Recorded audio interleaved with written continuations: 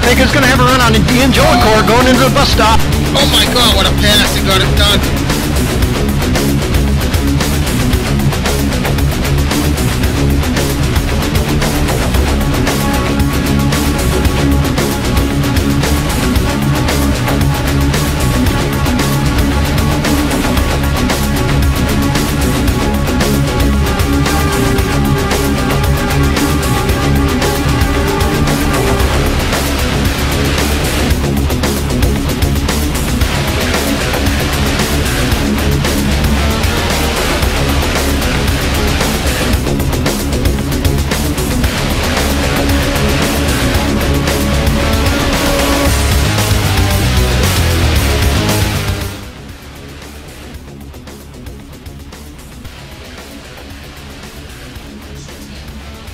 Good evening, everybody. Ken Rodriguez with you. Thursday night GT1 racing at the North American Grand Prix. We are coming to you live from Road America. But before we go any further, let me introduce my co-host to you, Alex White. Good evening, Alex. Good evening, everybody. Hello, Ken Rodriguez how are you? with you. Thursday night GT1 racing. Well, I just had an echo on my side because I had the broadcast up and running and had the sound on, so that was a bit interesting, and I'm sure that was caught on the broadcast. I am well. So here we are, round one for GT1 racing. Going to be a little bit interesting tonight. Qualifying's over. Action starts now, I guess. Yeah, we're in the warm-up session. Qualifying, Super Pole qualifying last week was a bit interesting to say the least. Don't know if you got to watch the replay, but John Ludden laying it down, Aaron Parsons in second, and then the one half of 05 Motorsport, Andrew Werner. Where did this guy come from? Yeah, he pulled off a pretty good race last week to, well, win the qualifying race. And word in the paddock is Aaron Parsons had his gearing far too close together and halfway destroyed his engine just a couple of laps. So I wonder if he's got that sorted. Yes, sirree. We're going to have to find out tonight because, you know, all in all, Aaron Parsons, we all know that he's very, very fast. And if he's gotten his gearing sorted out, it's going to be interesting to see where he places here tonight. Yeah. I think he'll have a good chance. But so does everybody in the top 7, 8, 9 even. In fact, 10. Yeah. No, you're not kidding. They certainly do. And warm up, everybody goes around the track at least once and dives into the pits to find out where the pit stops are. For most people it'll be a 3 stop, I think. Well, we're scheduled for 77 laps around Road America, right? So we're bringing up the track map right now. It's a 14 turn course, 77 laps. However, the issue here with Road America is the fact that it's got some really long straightaways, as well as that dreaded carousel where these guys will probably, some of these guys will probably be burning up a lot of fuel. So quite possible for 3 stops. I think that Dodge Viper might be able to make it on 2 if they run a little bit on the tall side with the gearing. Yeah, we've seen Brad and Andres do that a couple of seasons ago at Suzuka. It's a pretty good effect. Right, exactly. That's exactly right. So the strategy, I guess, here will be interesting to watch, and I'm expecting nothing short of some exciting racing. As, wow, Aaron Parsons just got locked up. Oh, I think he's back.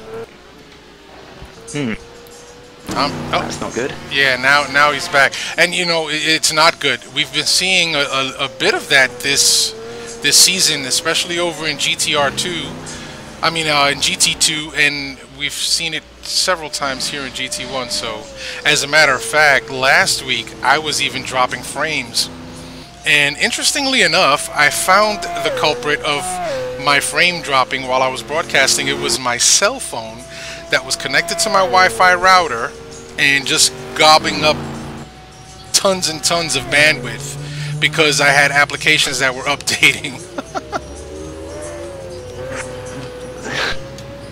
As someone that lives in Scotland. You're now arriving at Glasgow Airport. Please rewind your clock 25 years. No, I mean, I tell you, let me tell you, it was just amazing. I'm like, well, where are all these frames being dropped? And I couldn't figure it out. And sure enough, it was my phone. So, to those of you who noticed that my broadcast kept getting stuck, I apologize for that again, for like the umpteenth time. So, Alex, we finished warm up. And it looks like these guys are going to get ready to go to race. We're going to do the rundown when they do switch the session over. Any predictions tonight?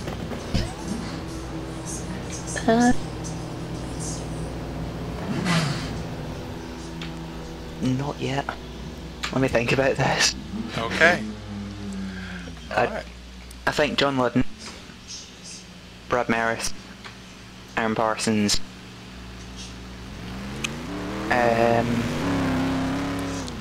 yeah, I'll go for those three. One of those three. Alright, well, I'll tell you what. I was watching as many cars as I could during practice, and given the qualifying race last week, I think this one is probably going to go to one of the boys of 05 Motorsport. That's my prediction. Oh, and they've got a damp track. Yep, it's a great equalizer here.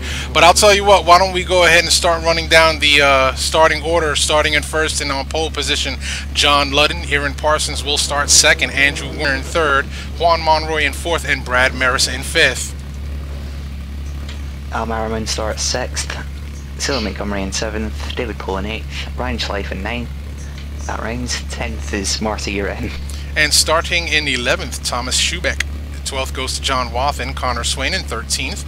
Mike Greatrix in 14th. John Houston will start 15th. 16th is Chris Mosey. 17th is Bjorn Heyman. 18th is Matt Taylor. 19th is Sergio Calderon. 20th is Andres Reyes.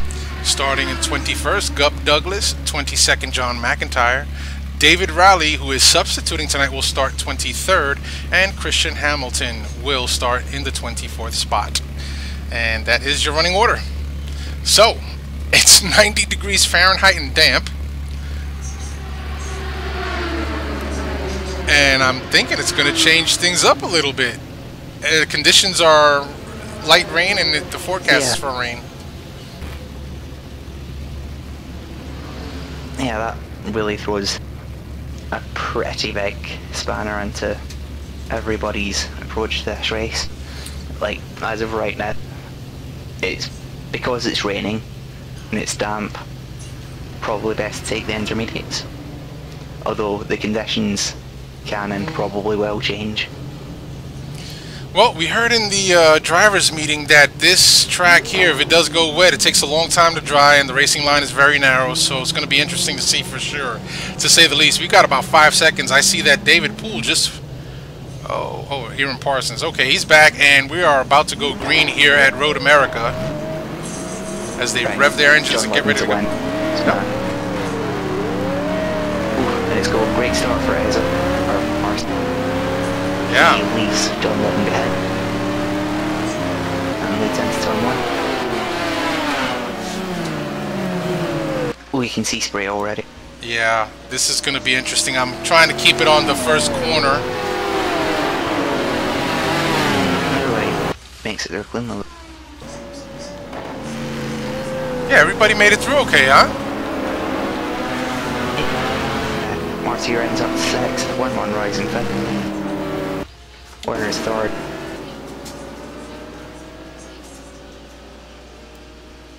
Good start. Very good start. Mosey's and Prieto side by side. Both of them braking cautiously and early. It's been a great start so far for everybody. Oh, no. John Houston just got tapped. But he makes it back onto the track and it's fine. So, Aaron Parsons, once again with that hole shot. I don't know what Aaron Parsons is doing differently this season, because he seems to be the hole shot master so far in the couple races that I've watched him race. Yeah, the 4GT is always pretty good off the start line, but John Ludden's closed slightly back up to Ezra, and they've both kind of left Andrew Werner behind a bit. Yeah, The gap's already 1.5 seconds between second and third. Brad Maris running in fourth. He's got that Corvette C5 hooked up pretty neatly. Corvette should be pretty good through here, or around this track. Apart from the carousel where every front engine car will suffer a bit compared to the middle engine cars. Right. Al Merriman running in Matt 7th. Taylor has a moment. Who did? Matt Taylor got a bit sideways, but David Cole's looking at Al Merriman. Goes alongside. And the Celine starts pulling away again. That's the most annoying thing in the world when that happened. Ooh, that was close. That was very close. We're on board with them right now. Oh, gives one of the Ferraris. Yep. Salem Montgomery Jr. to overtake or have go around the outside. Trent Salem is way through that, and he might be open to attack from Schubeck. All sorts of dominoes going on right here. Nah, Thomas isn't close enough there. Ooh. Poole goes wide. Is that Merriman going wide as well? Salem might get them both here. And Salem says, thank you very much. I'll have that with a cup of tea.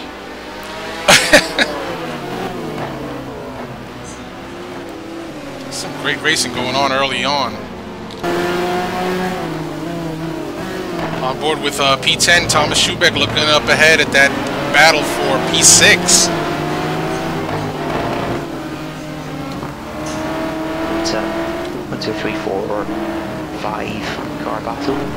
Andres has worked his way up from, I think it's 19th to 11th already.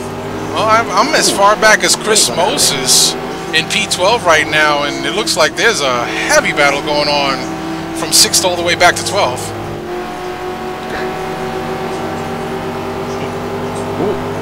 Andrew Werner's wide. He's going to give up a few positions. Yep, he's down to 6th. Salem isn't quite close enough.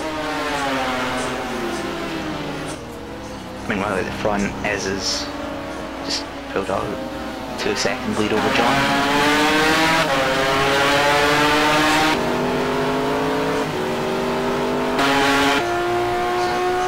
Andrew Werner's off again. He's now down to 12th. 13th. He's dropping like a stone. Connor Swain and Matt Taylor having it out down the main straight.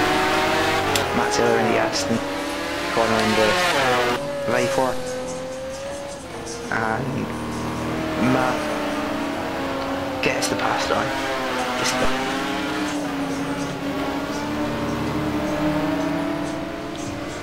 there's another.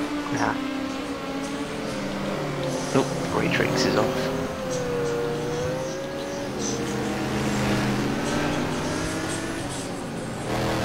Brad Maris runs away. Christian Hamilton gets up to P20.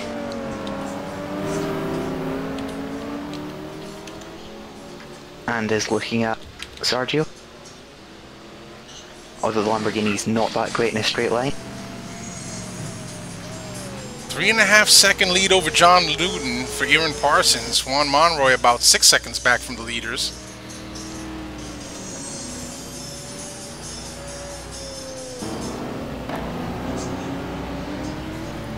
Yeah.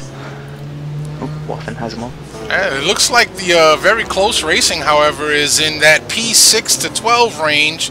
Right now, we're taking a look at Andres Prieto all over the tail of Thomas Schubeck, trying to find a clean way around him, which isn't very easy to get around Schubeck at any given moment. Oh, never mind. I thought Salem was going to have a look. But yeah, Salem was very close to Brad. And Brad was not racing with us last season. He had concentrate on other things, but it's nice to see him back. Yep.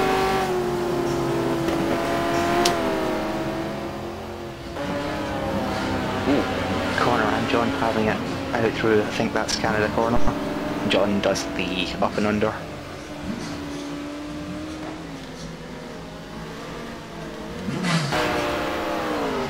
Andres and Thomas Schubeck nearly side by side going down that front straightaway. Don't think that Andres is going to get it done this time around. And they've got Chris Moses all over the tails. Looks like Marshall times on Prieto's fast.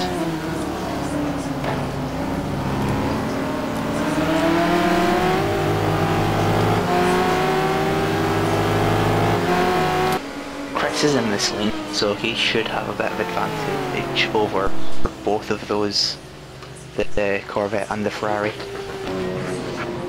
on the straight. I'm going to go back to timing and scoring real quick. Schubeck's in the barrier.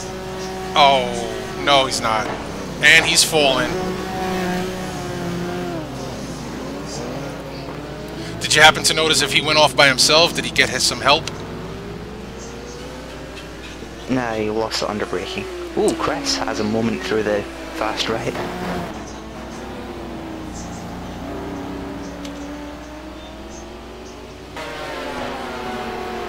And Prieto is... Al Merriman. David Polling.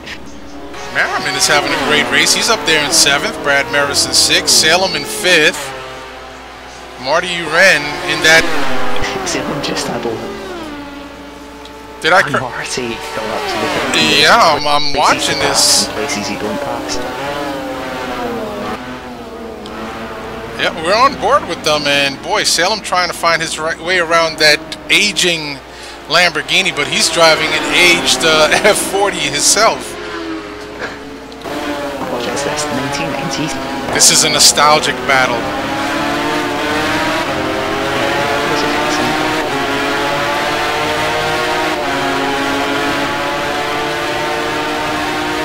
It's good to drive with the Ferrari's got legs in a straight line, which you're seeing right here. Gets the pass done. Yep. Makes it step. Alright, now here's the question. Does that leave the door open now for Brad Maris to take advantage and gain a position? We're not into that far, but I guess at least it's not better here on the old slipstream. Coming down to, I forget the name of this car, but it's a pretty wide braking zone, so Brad could have a look, and he does. He's probably got a fast on if he doesn't outbrake himself. Looks like he's gonna get that pass done. Yeah. Uh-oh. Oh, there was contact back there. There was contact. And Marty is facing the wrong way. Marty backwards and Oh, and he got himself into the kitty litter.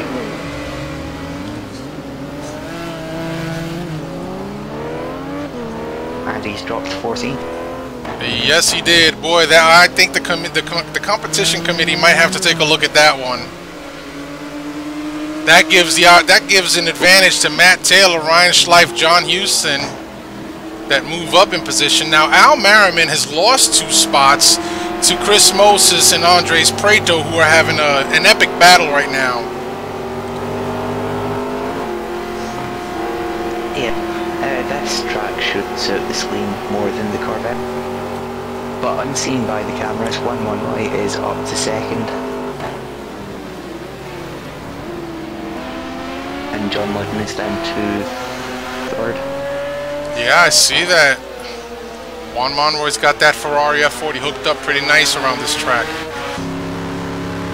But Aaron Parsons, your race leader, all the way out there by himself. Oh, Poole runs wide at the last corner. I think that was pretty much by himself. He let Myron, Moses and Andres by.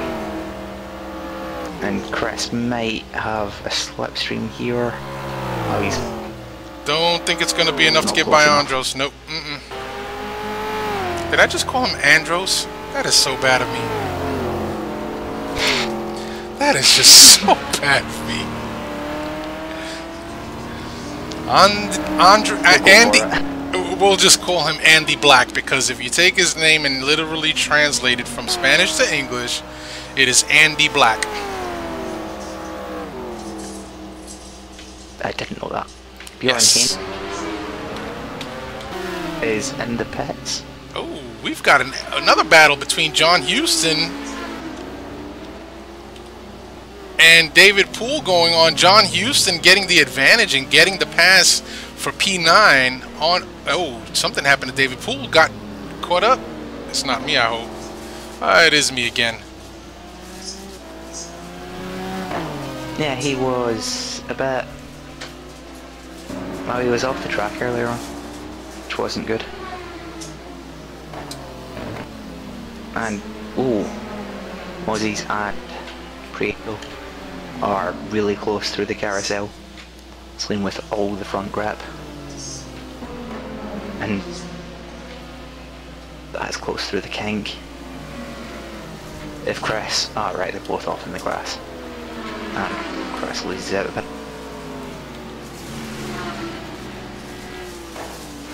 Just cycling back through the field right now, watching Connor Swain and Ryan Schleif, Gub Douglas having a battle for P18.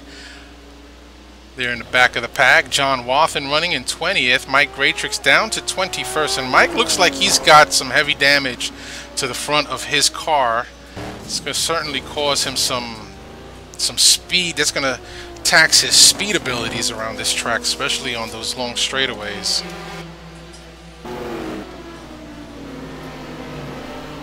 We also missed David Raleigh retiring from the race, which is a shame. Well, I see that David Poole has pulled into the pits. I'm watching Andrew Werner. Andrew Werner's all the way down to 23rd.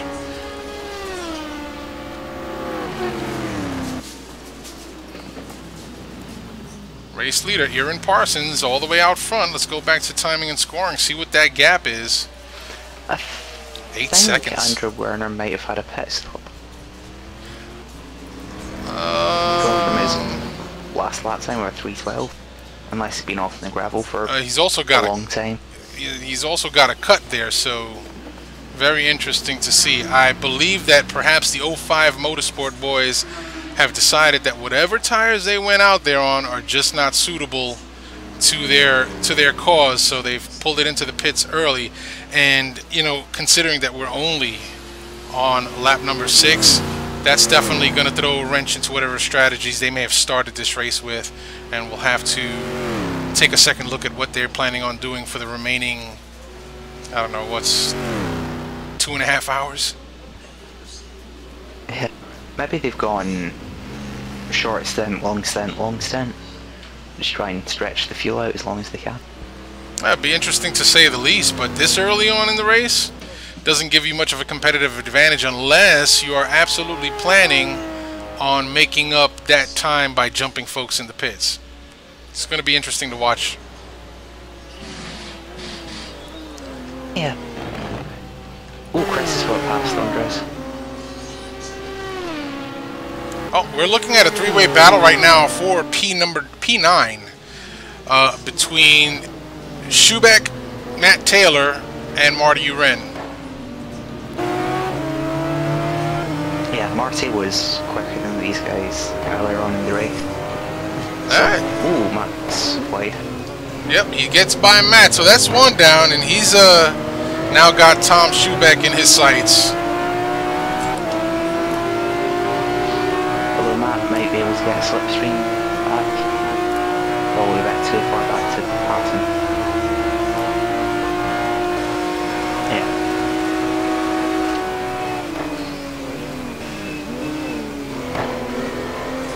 I'll bet you anything Matt Taylor's saying to himself, well, who decided to put a corner down at the end of this straightaway? I could have had him.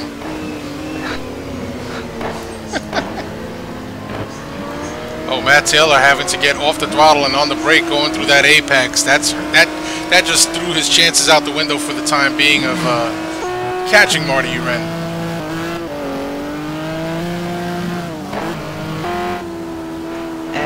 One White and Sil Montgomery Jr. are teammates, aren't they?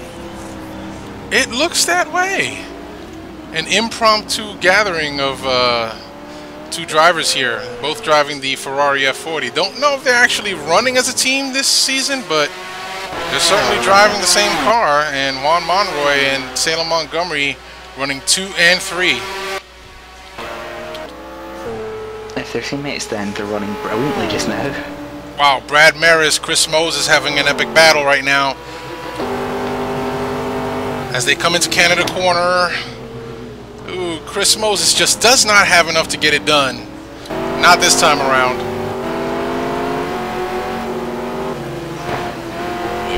A little bit swing, like you said, should be good here. Yep. So, we're gonna on the next straight, Chris. Well, we're gonna stay with this. We're gonna stay with this battle a little bit because it's pretty darn close. And yep.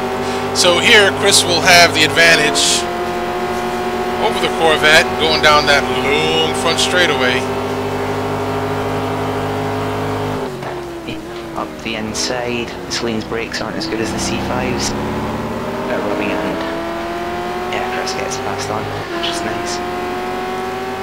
So the Corvette falls victim to the mighty Celine.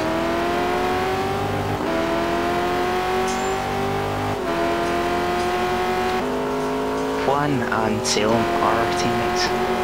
It's part of Team Columbia vintage. Oh, okay. So we have an interesting development going on right now. Let's see here. Chris Moses running in 4th, Salem in 3rd, Juan Monroy here in Parsons. So where is John Ludden in all of this? Because I'm looking. He's 20th. Okay, so it looks like Chris Moses is coming up on John Ludden to put him down a lap.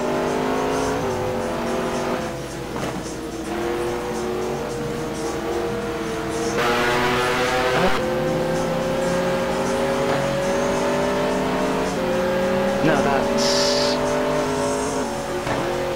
Is that not Ludden? Oh, okay. Very well.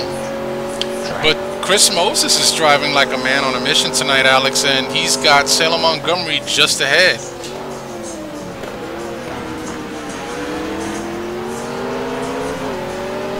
Yeah, I don't know what... I don't remember which position Chris started in.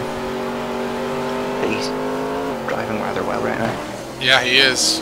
He's up to 4th and hunting down the Ferrari of Salem.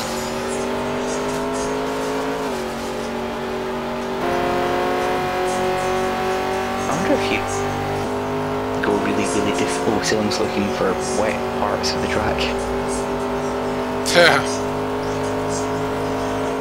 Now we have another Saline. We have the other Saline in the form of Al Merriman now chasing down Brad Maris. Looks like the Salines are pretty strong here. They've got loads of downforce and a boatload of straight line speed. The track has long, fast corners and a boatload of straight lines, so it's perfectly.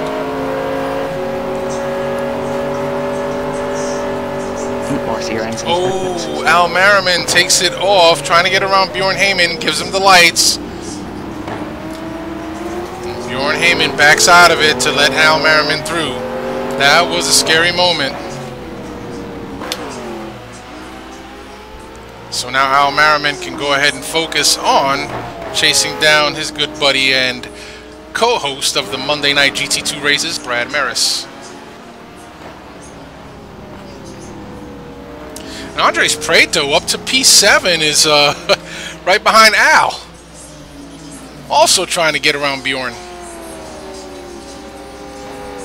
So Bjorn, trying to drive a clean race and stay out of the leader's way, is finding himself early on in a mixed sandwich of Bolognian leaders.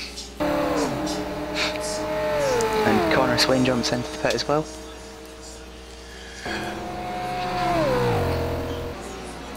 You know, it brings to mind the fact that Chris Moses had stated in the drivers' meeting, don't be quick to throw slicks on.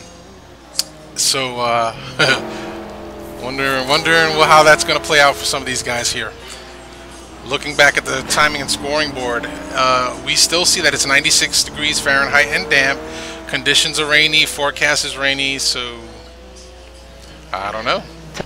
Andres Prieto into the pit. Any raindrops at all?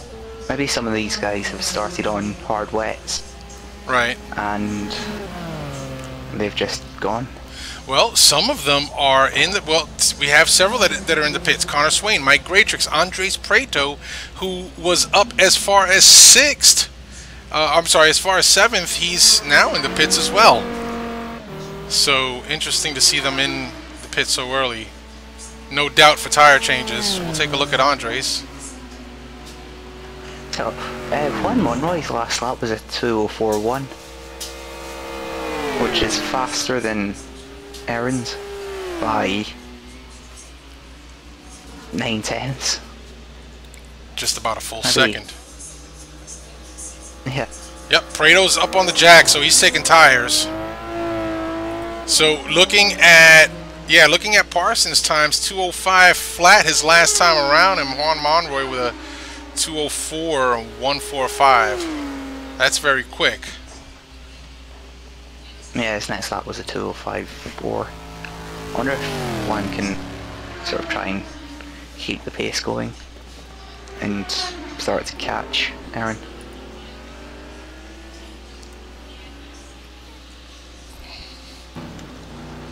Christian Hamilton and John McIntyre in a bit of a battle right now for for P10. Saleen versus the Lamborghini.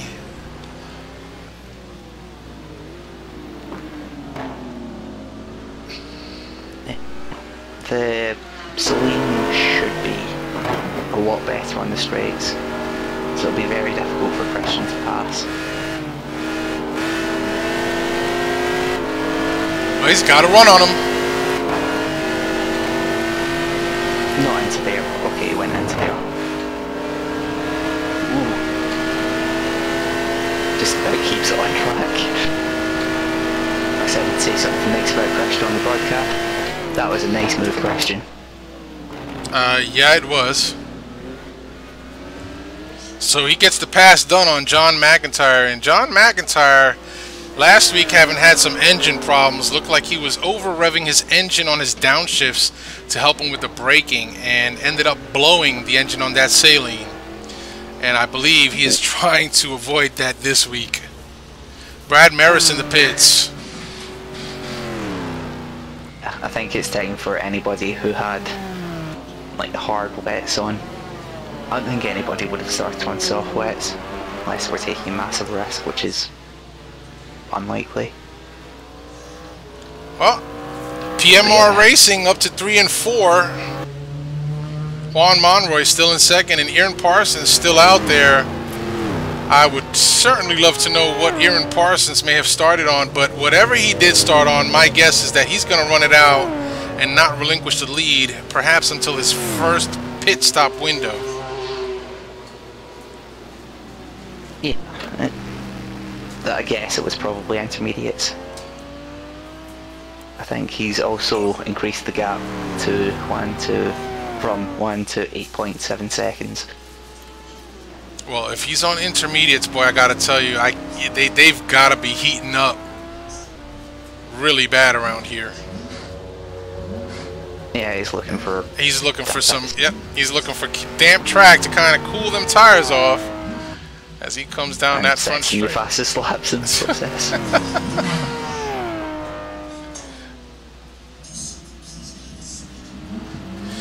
So Aaron Parsons Yep, we're watching. So Aaron Parsons looking to set dominance early on in the season. This is round 1.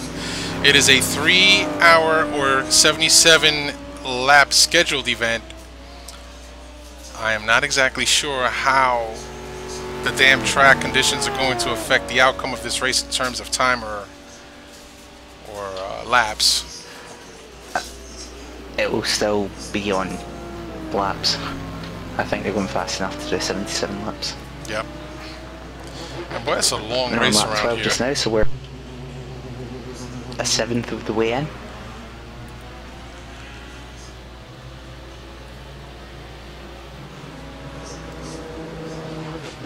So, watching Juan Monroy go around this track, running in second. Juan Monroy also showing great pace here tonight. Yeah, he's doing well. He won a race in GT2, I think the season before last. And it'd be nice to see him win in GT1. I remember that. It was at Ruapuna Park. Yes. Where he had his first win and very, very happily took his 40 kilos of success ballast for the following race. Where he finished in like 20th, I think it was, or something like that. Yeah. That's one thing about winning here. There's a downside to it. You get weight lost. Well, there's the downside to winning in this league, period, because once that weight ballast goes on, unless you are so very accustomed to driving with the ballast in your car, like some of our fast guys, you, Andres, and some of the other folks, it's so hampering to your competitiveness as far as the weight of the car goes. And then when you take into account the competition in this league, well, yeah, it's a tall order after your first win to try and repeat that.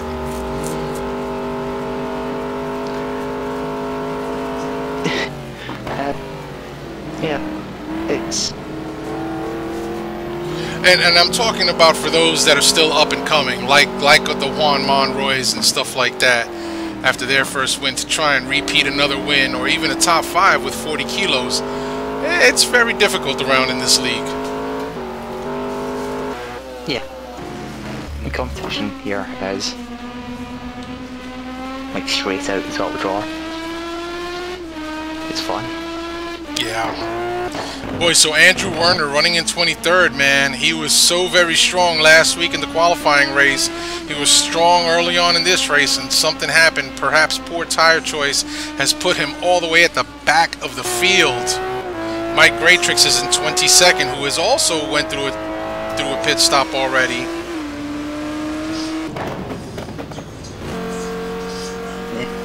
And Ryan Schleif is 24th. He had a good run on Monday. Bjorn Heyman finds the barrier.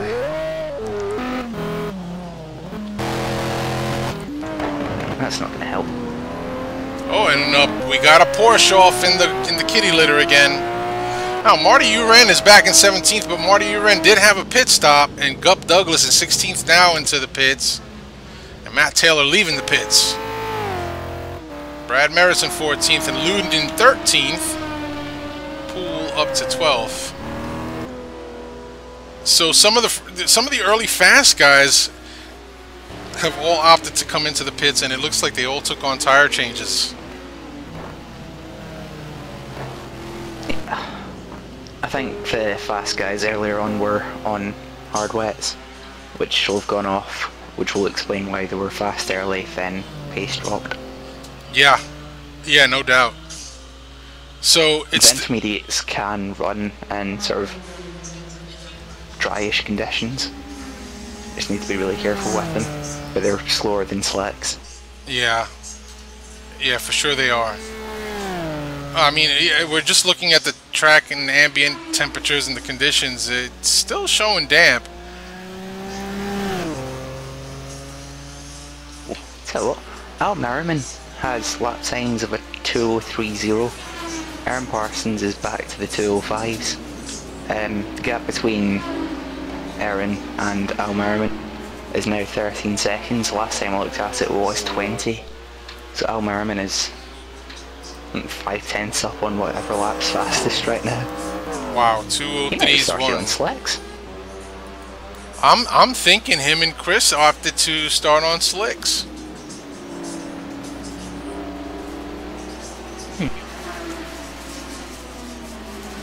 You know, like I said earlier, PMR running 3rd and 4th, and they're looking to establish team dominance early on in this season. As you recall, last season they were in the running up until the very last race. And that team championship last season was very tight. I just took about 0.8 of a second out of Vesel through the carousel.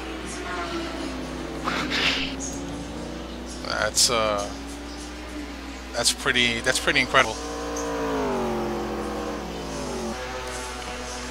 Well, I guess the track's approaching dry. Well, I gotta tell you that Al has been showing some really good pace. Towards the end of last season, he was having some really good races in that the Panos Esperanza GT1 car, and now with Chris Moses again this season driving the Michelin Saleen SR7, they seem to be doing really good, and Al just has seemed to step up his game. Yeah, Al just did a 2027. Chris has done a 2026. Well, 2026, 2029, 2028, 2028. Last 4 laps, so they're definitely on slicks. Aaron's on intermediates. Yeah. I think Juan's on intermediate. Well, you know what? The next few laps here will tell if they can cut into that lead significantly, because, well, Juan Monroy has diminished the lead. Whoa, what happened to Aaron? Aaron's slowing down because the gap is closing quickly. It was about 6.5 seconds just 2 corners ago, and that dropped to 5.3 seconds real quick. Yeah, his tyres might be going off. Well, that makes it interesting. I wonder whether Aaron is in his pit stop window where he could get away with 2 stops from here. Brad Maris and John Ludden having a battle out for P13 right now. They're about halfway back in the pack, but it's a great battle nonetheless as Brad Maris gets a little run, and he's going to get that pass done. Yes, he does on the outside going into turn 1, but he sticks it in there, and Brad Maris now inherits P12. That was a good move. I caught the end of that. Yeah, and here we have another battle going on between David Poole and Andres Prieto.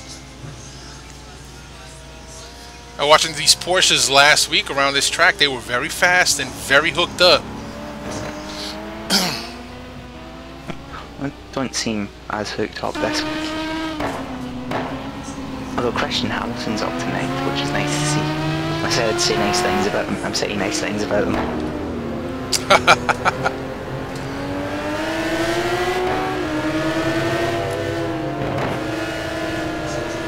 So it looks like Douglas takes a DNF. Oh, no good, no good.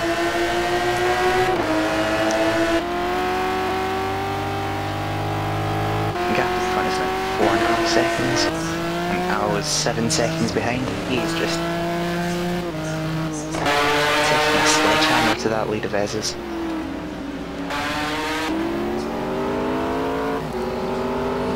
Well, Al Merriman now has Juan Monroy in his sights, and that gap is only about 2 seconds right now.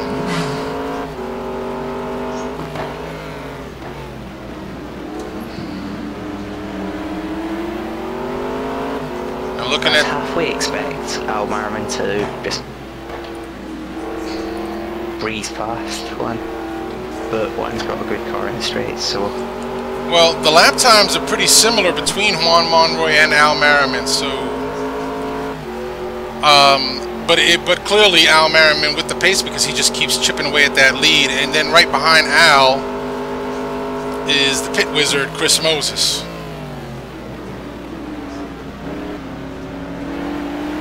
Yeah. If Chris and Al play their cards right, this could be very, very, very good for them. And it's turning into a sort of 3-way battle for a second, and Ez is in the pits.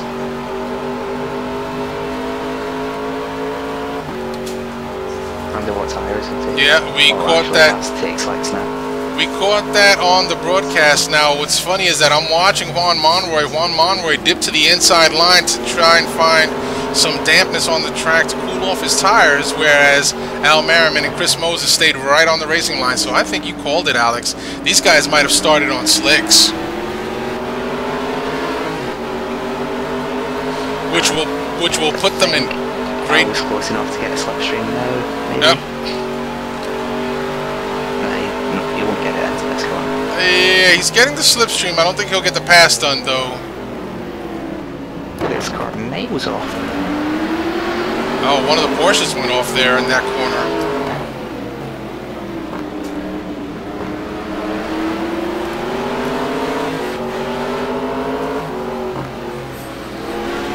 Just taking a look over here at the PMR Racing channel, does not look like there is much chit-chatter going on there right now. Not jump off and takes a DNF. Oh, Harris winning pits. Again. Oh, John Wathen is out, yeah, I see that. Al Martin's really close to one. Yeah, Al clearly with the pace here.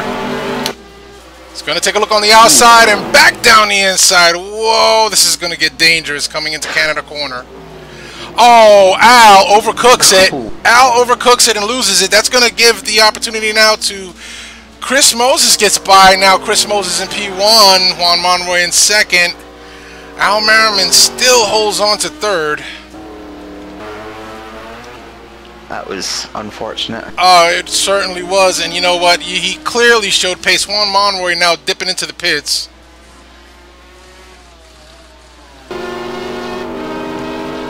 It's now 1-2 to Chris and Al. Although how fast Ezra is on brand new tyres remains to be seen. Yeah. And it looks like Chris Moses has pulled out a fairly decent lead. Like, I have to say they're on slicks. They started on slicks and they've been running well the entire time.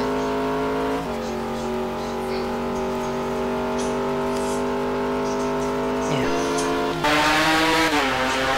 Well, it's definitely off the back score, but I've certainly sped up now. Oh, John Houston gets moved up to fourth, and Juan Monroy now back down to fifth. Sergio Calderon making his way up to sixth. Sergio having technical difficulties before the race. We got him all squared away with new files, and he's out there running in fifth as a result.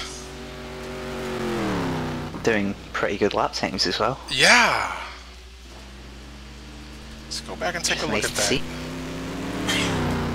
208s, 206s. A little bit slower than some of the front runners, but not it's still very respectable. And it's got him up into P5, so. But he will be pitting very soon. That goes a lot to show for just staying on the track and keeping sort of clean. Just jumped on the bonnet cam with David Poole because David Poole is slowly catching up to Andres Prieto.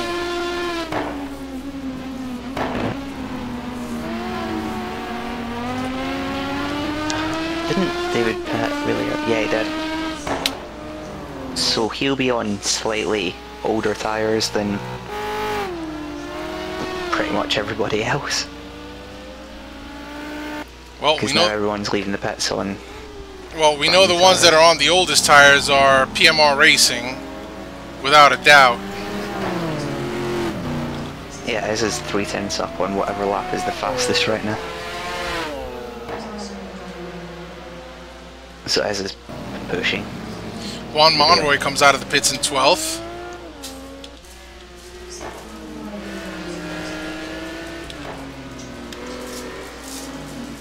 The Hexus Racing team running 15th and 16th.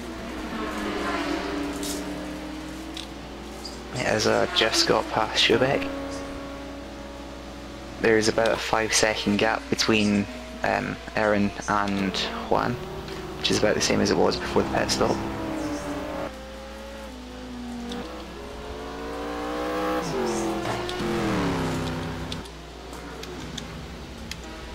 Well, we're down to 21 drivers. We started with 25, and we are now down to 21. So, Chris Moses out in front by himself, Al Merriman in second.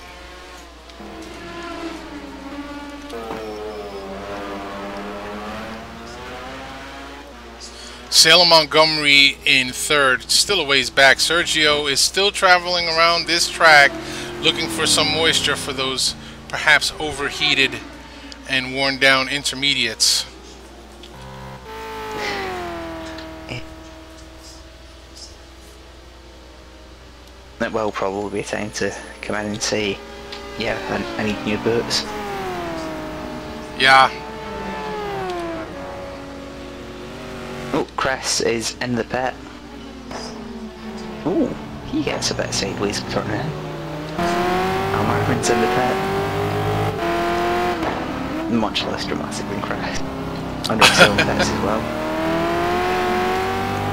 Well, I'm just quickly on board with Brad Maris driving the older Corvette C5 as he hunts down a very quick David Poole.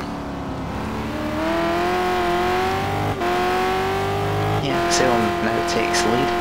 Although, if he could make the end from here on a two-stop, I'd probably pit now. Quite honestly. Ooh, he is massive. Ooh! Oof, he just hammers the wall. And first.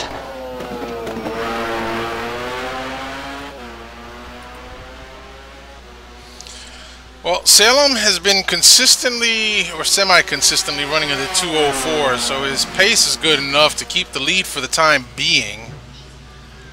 However, Aaron Parsons now posts up a 202. That's right, yep.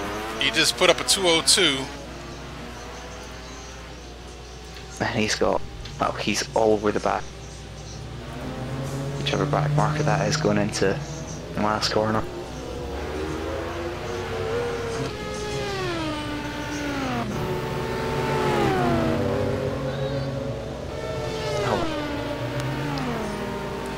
PMR coming out of the pits now. Aaron Parsons is now up to 5th.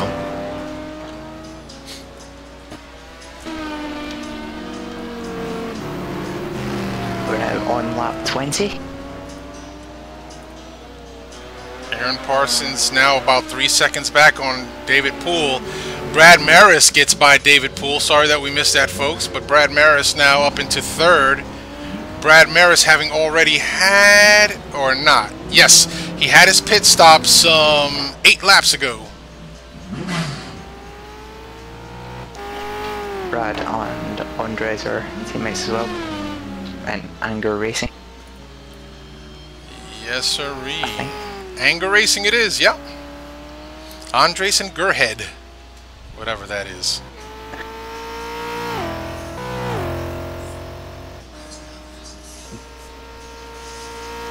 I don't know where he came up with the nickname. I don't know. I think they just took their forum names, split them in half, and said, alright, you take the first half, I'll take the second half. It spells anger, and there you go. Yeah. Which actually makes pretty good sense. So, Sergio in the pits. Oh no, he's out. Now he's out. Salem's in the pit. So Salem, he had a huge sort of on lap 20 contact with the barrier. Oh, that's gonna hurt. So that will now give Andres the lead. Now Andres had a pit about 9-10 laps ago.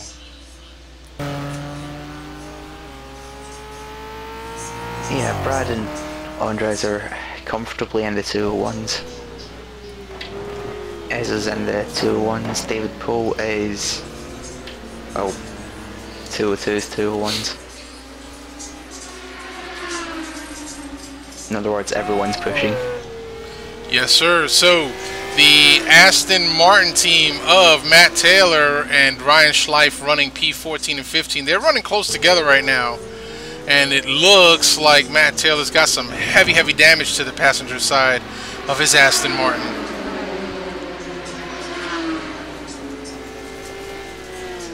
Yeah, it's the nicest looking car in the pack. Why would you want to dent it?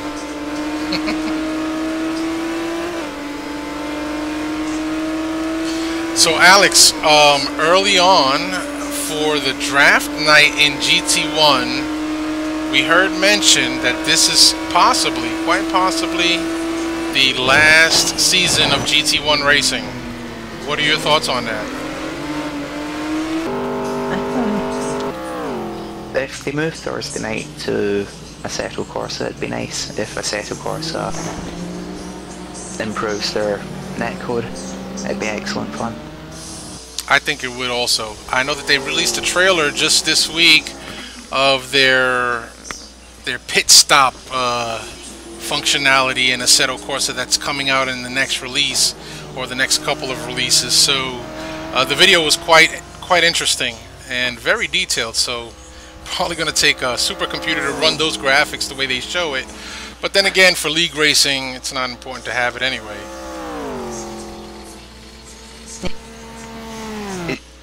As long as you can run it smoothly, you'll be fine. Oh, Matt Taylor goes a bit way.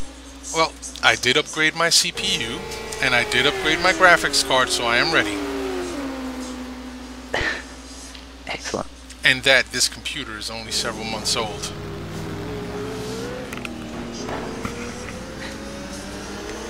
But I figured if we're going to make a fast move to Assetto Corsa, then I'm going to want to be ready. So went from a 2 gig to a 4 gig video card, and went from Intel 4 core to AMD 8 core. Nice.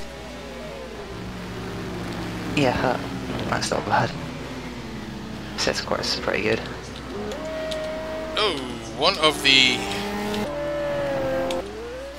Oh, that was Bjorn Heyman. One of the Pagani Zonda cars got turned sideways, or turned around, I should say.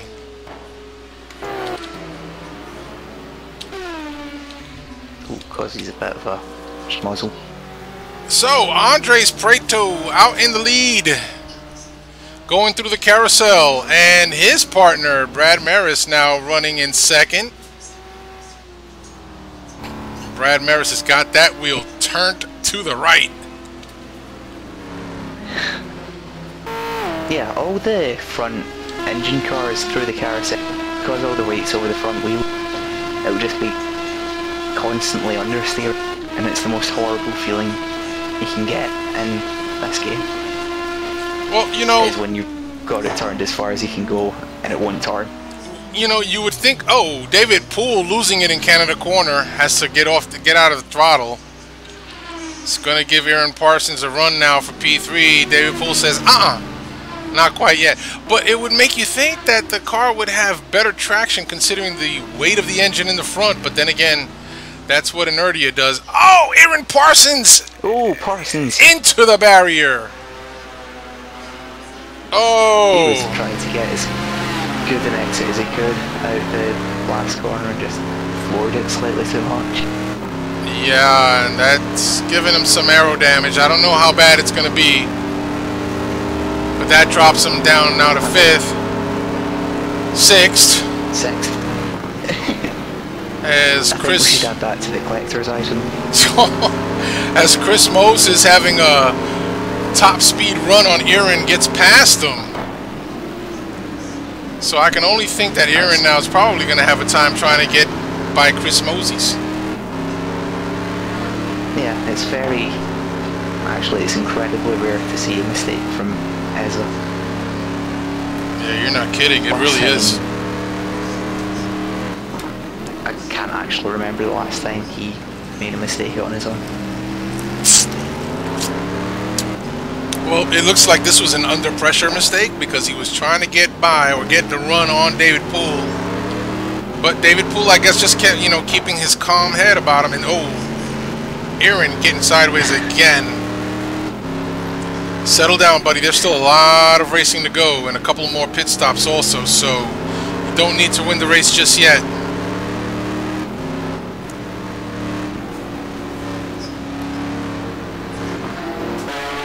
Usually Ed is the kind of driver that's unflusterable. Yeah. At Suzuka last season I spent like 15 odd laps behind him and he would not make a mistake. Yeah, like you said, that's very atypical for him to make a mistake on his own. So Andres Prieto well in the lead. He's got about a half straightaway lead over his. Is out. Oh yeah, we just went over to the timing and scoring and see that he took a DNF. We're down to 20 drivers, yeah. But Andres Prieto with a 9.5 second lead over Brad Maris. And third place David Poole is starting to close the gap down to P2 Brad.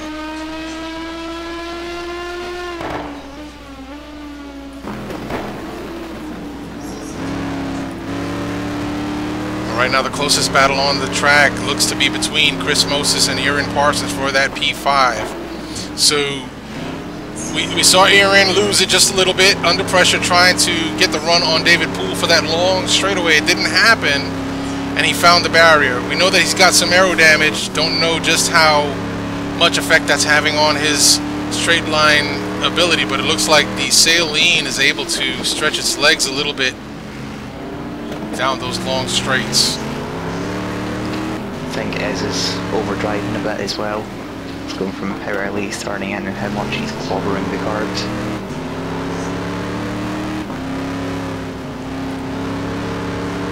Well, he is hard to tell. Well, he did have a 2 flat just 2 laps ago, and then he lost it on the last lap and just turned a 202.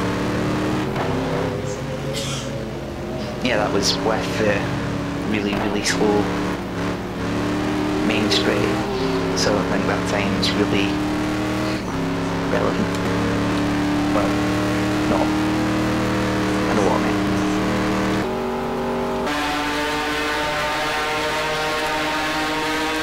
mean. It's not for. It's not. I don't know what I'm trying to say, never mind. Well, but yeah, it's pushing to get on the back of Moses. And Moses slowly making inroads to Juan Monroy, who's running in P4. Yeah. Oh, Cricket's a bit sideways through the last.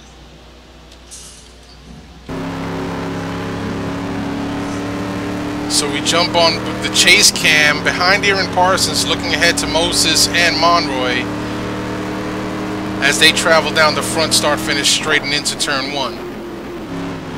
Oh, Aaron Parsons. Yeah, he drifts the car through turn 1.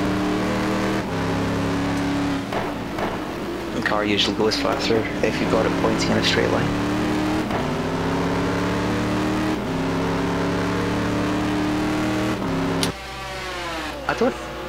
I don't think Ez will have much luck in overtaking Craig, because this lean's faster and better in corners.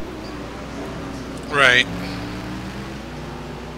And the Ford GT has its advantage in sort of really, really tight, twisty stuff, as far as I've driven them. Man, that Ferrari F40 is just loud. It sounds like a really bad lawnmower. It does, I'm sorry. It's just loud. It's like the BMW Z4 in our GT2 pack. It's loud as heck.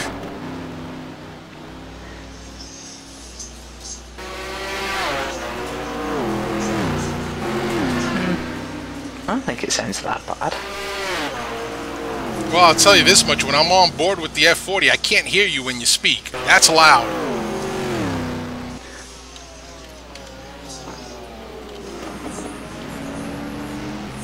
Three-way battle for still driving really well.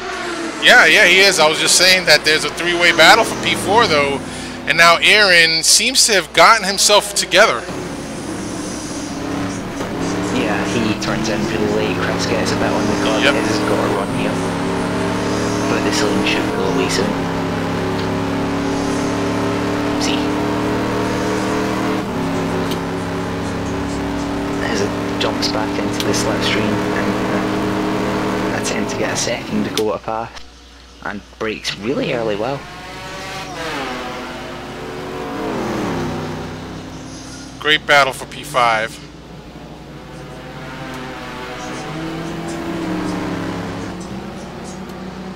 Aaron Parsons' last lap time was a 2:01.172, whereas Chris's was a 2:01.485. So about 2/10 quicker was Aaron Parsons. The Swift is in the draft as well. Yes, sirree. I think is the quicker driver right now, but just has the problem of Chris being in his way, and oh, that was a bit sideways again.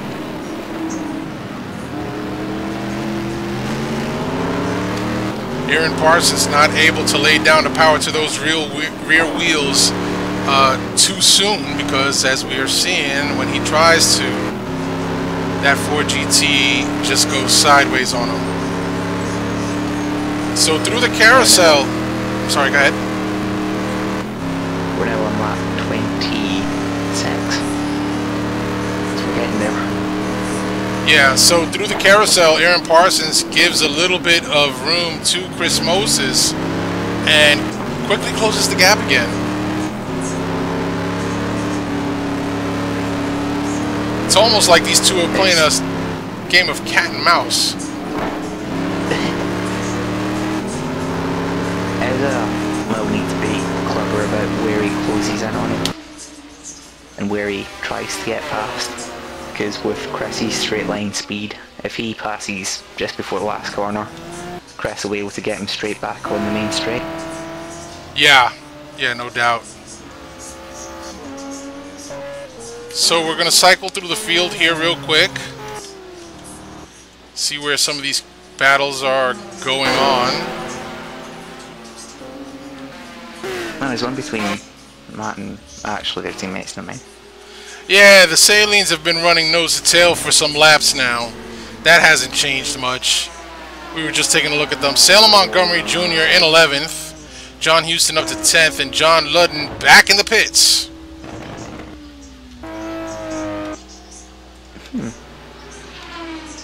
I think that might be a bit early.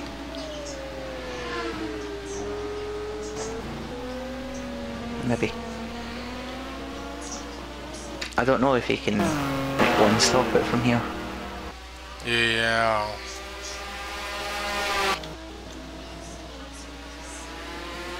So still that battle between Aaron Parsons, Chris Moses, and now Juan Monroy. So Juan Monroy has been driving as cleanly as he can, making no mistakes, and the gap has pretty much stayed the same between him and Chris Moses. But Chris Moses opening a little bit of a gap between himself and Aaron Parsons now.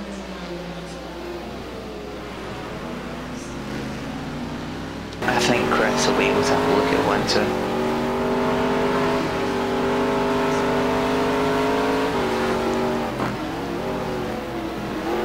Probably. I gotta give a lot of credit to that Ferrari F40 of Juan Monroy though. That thing is quick out of the corners. And it's no slouch down the straights either.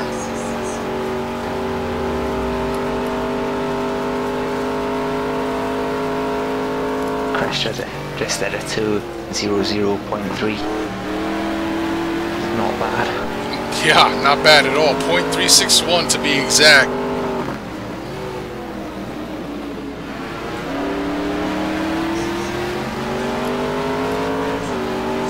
So Aaron Parsons, probably no doubt feeling a little. This is wide. Oof. Oh yeah. Yeah, we just caught the tail end of that.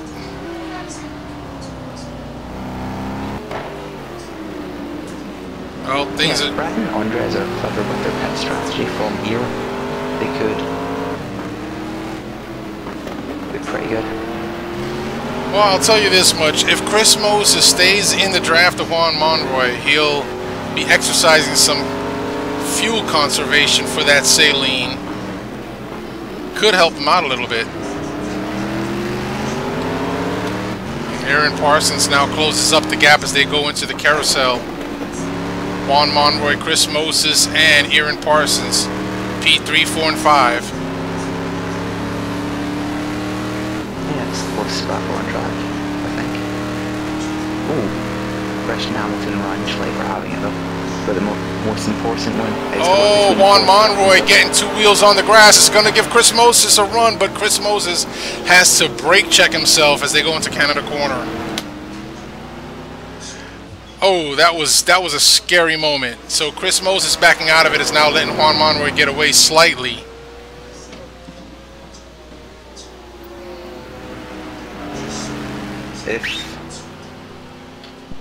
Ferrari's very good out that last corner. And David Poe's in the pits.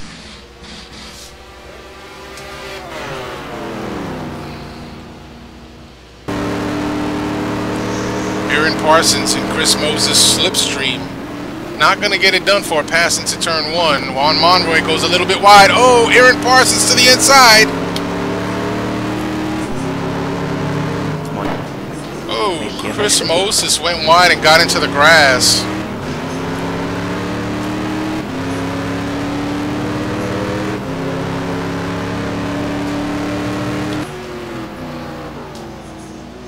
I can't imagine why that would have happened that way.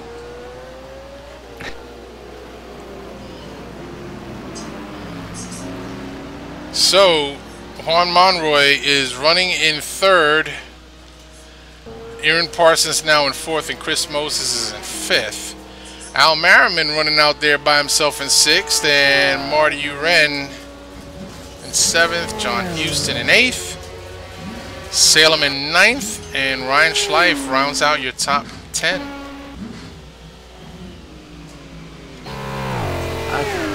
Well, it'll probably be Eza now, going for Juan. Juan must have had a really good pit stop. Christian Hamilton gets by one of the Hexus Astons of Matt Taylor, but Ryan Schleif checks out. Driving well. And David Poole now right behind Ryan Schleif, going to look to take away that P10 position.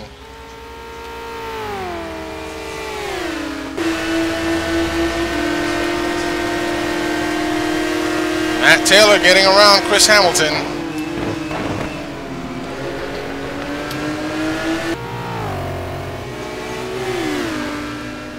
Oh, Christian may be able to have a goal. Christian Hamilton trying to answer back, not going to get it done in this corner.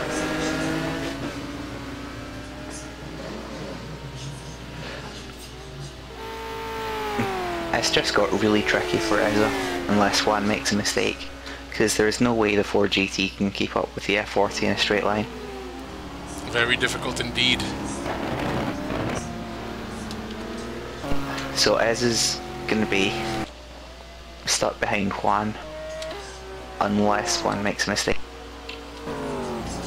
That could immediately turn out to be wrong, but that's what I think will happen. So your your leader, Andres Prieto and Brad Maris running in 2nd. We see some blue flags going on there. Aaron Parsons now trying to hunt down the red Ferrari F40 of Juan Monroy. Juan Monroy not giving an inch to Aaron Parsons.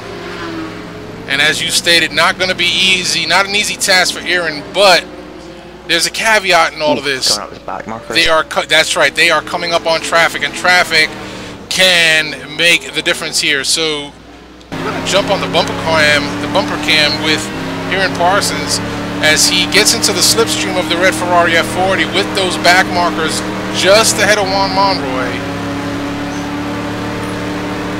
It's the last thing going once right now. That's Sergio Calderon and I believe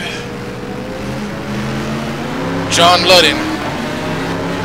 And they are in a battle for them. They are in a battle themselves as Aaron Parsons turns on the headlights now, nearly loses it.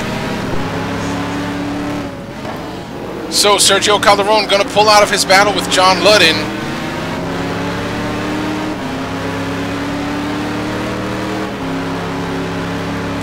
Through 140, 150, 160. Wow. Gets it up to about 180 miles an hour.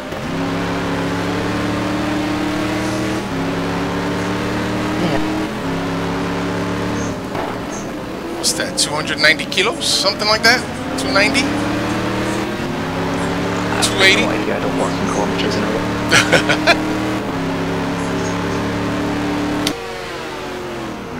200 and something, we'll call it that. Fast enough. Yeah, and Chris Moses looking on the inside of Aaron Parsons again.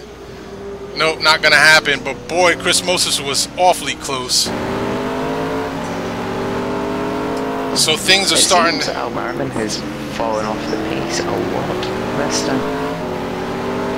Well, let's take into consideration the fact that PMR Racing is on significantly older tires than the rest of the field. Or are they? No, they're actually on newer tires. I'm sorry. They did their pit stop. Yeah. I'm thinking back to before the track dried out, so... My mistake, folks. Aaron Parsons is now in the slipstream of that red Ferrari F40. Hoping and hoping that Juan Monroy makes a slip. Going up to John Ludman now, I think. Oh, what? Opportunistic. Oh, Juan Monroy takes it off track. Not what we wanted to see. Not at all. That's a shame. Not the way it should have went down at all. Not the way at all. Oh, I'm so disappointed in that. I am so disappointed. Chris Moses now trying to get past the back marker. Yep. Should let him pass. Eventually. There we go. Well, yeah, he gave him the dip of the light, saying, go ahead and take the next corner. Very courteous, thank you.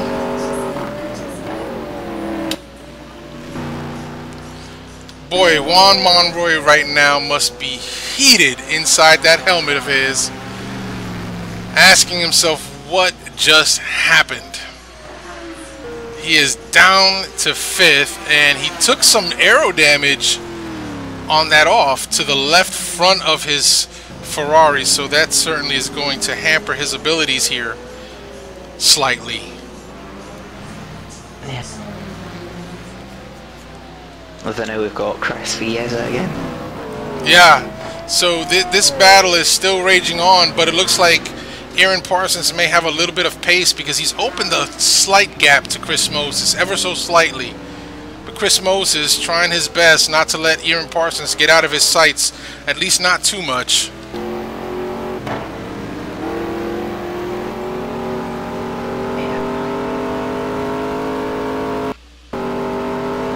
I don't know if Chris has pace over him just now. Yeah, did you see him kind of freeze up? Yeah, just a touch. Okay, I thought it was me again. I was looking at my frames counter to see if I dropped any more. I've dropped 50 so far, so that's really good. Yeah, that's... what, 2 seconds worth? I don't know. Yeah, about 1.5 seconds. We apologise for the missing 1.5 seconds of work. Which happened, I don't know, about an hour ago. No, but last week I dropped about 1,500 frames. Yeah, it was significant. So, tight racing between Chris Moses and Aaron Parsons. We hate to peel away, folks, but we want to give love to everybody on the show. Juan Monroy, unfortunately, relegated to P5 and Al Merriman in 6th. Houston, Montgomery Jr. are starting to form a battle for P7. John Houston running in 7th, Salem Montgomery Jr. in 8th, David Poole in 9th, Schleif in 10th, Taylor's running 11th, and Hamilton in 12th. Schubeck gets bumped down to 13th, and Marty Uren in 14th, Sergio Calderon, John Ludden, Graytrix, McIntyre, Hemmon, and Andrew Worm. Oh, Ezra makes a mistake. Chris is through. Sorry that we missed. Cannot drive tonight. That was harsh. I'm sorry. Yeah, he took it wide in that last corner just now. So don't know what's going on with Aaron Parsons tonight. This is so out of character for him. Not accustomed to seeing him making mistakes, but it does happen to the best of us on any given night. I still remember a very fast somebody at a tight and twisty, what was it, Sonoma? If you mean the qualifying race, yeah, it was at Sonoma. Yeah, it happens to the best of us. Or should I say the best of you guys, because I'm not ranked among the best of us. Not yet, anyway. Keep practicing. You're there. So, Chris Moses giving the lights to one of the back markers. The back marker responds back, says, go ahead, take the corner. I think that's John Houston. It might be. Ooh, that was wide. Oh, Chris Hamilton. Ooh, huge crash. Chris Hamilton trying to stay out the way, finds the grass, does a little lawn mowing and some barrier maintenance. Moves the barrier back about 2 meters. Well, that was to be nice to crash. Yeah, I know. He made a small mistake there. All he was doing was testing the barriers, guys. Oh, he was making sure they work. Yeah, barrier maintenance. It moved back about 2-3 meters. I saw it. And with that, I think that Christian Hamilton dropped. Yeah, I think he was out the race. Yeah, we are down. We are now down to 19 drivers as Mike Graytrix is down in 19th. Schleif is in the pits.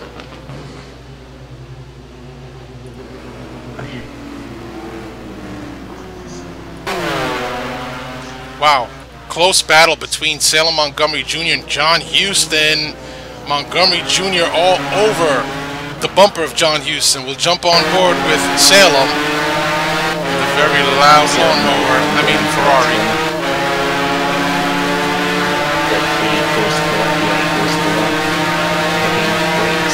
Sensible place.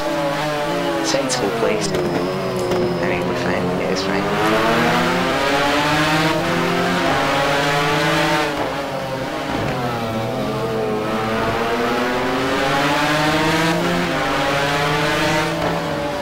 Battle for P7. Both Andres and Brad both at the same time.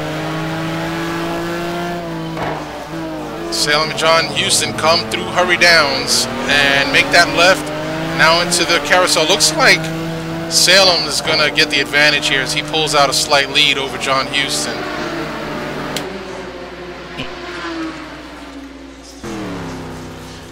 Al Merriman now in 4th. As we see the second round of pit stops happening now. Juan Monroy back up to 3rd. Aaron Parsons up to 2nd. And now Chris Moses inherits the lead. Yeah, we're pretty much halfway through the race now.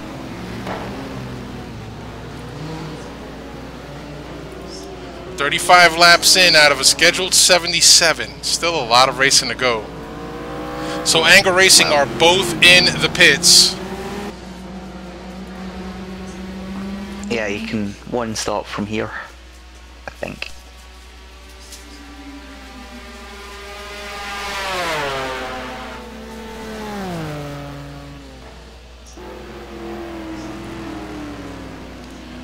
So Chris Moses and Aaron Parsons now on older rubber as Anger Racing makes their way out of the pits and back into the race.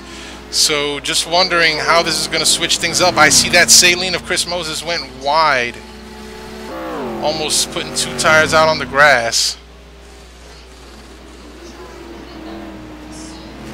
I don't know what his plan is for the rest of this race, but if he wants to win, he needs to stop making small mistakes. Yeah, no doubt. And I'll 3 so far. Yeah, and I'll be interested to know just what was going on inside that cockpit with Aaron Parsons tonight. Or should I say in Australia? So yeah, so something's probably tried to eat him. Yeah, it's daytime. He races on his lunch hour, so put the Subway sandwich down and concentrate on your driving, Aaron. It is. It's lunchtime over there. It's like the middle of the day. No, it's about 10 in the morning-ish. Okay, so it's tea time. Breakfast. Breakfast at 10? Are you kidding me? I'm eating breakfast between 6:30 and 7 a.m. I don't see those times of the day. Work at night time. Oh, Aaron getting squirrely again.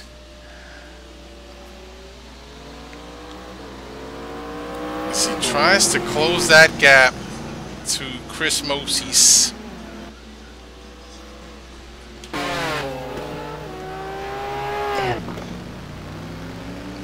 Oh, Al Merriman now giving the lights to Sergio Calderon, asking him to let him by.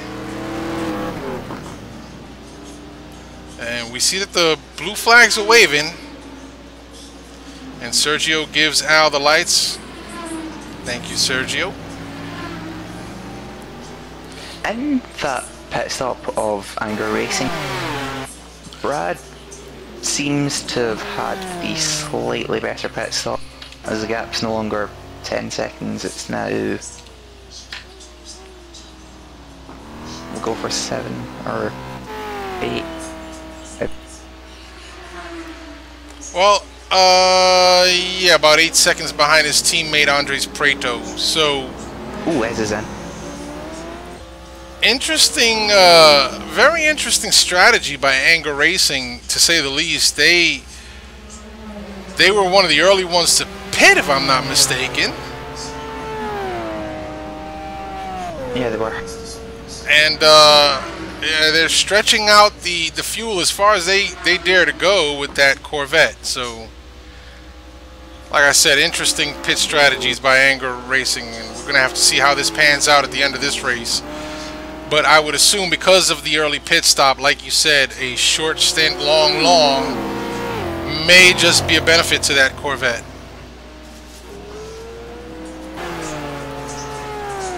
Juan Monroy inheriting second place now. I still think, regardless of what happens, it's an excellent night for Juan Monroy. It is, most certainly. Given the company that he's racing in and the competitive nature of this league, he is doing fantastic.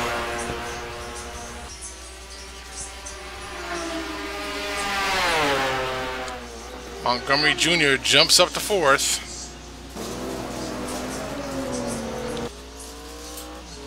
Al Merriman running. One thing's about Go ahead, I'm sorry. the GT1 league is the pit stops take an absolute age. That's Ezza just leaving his pit stall now.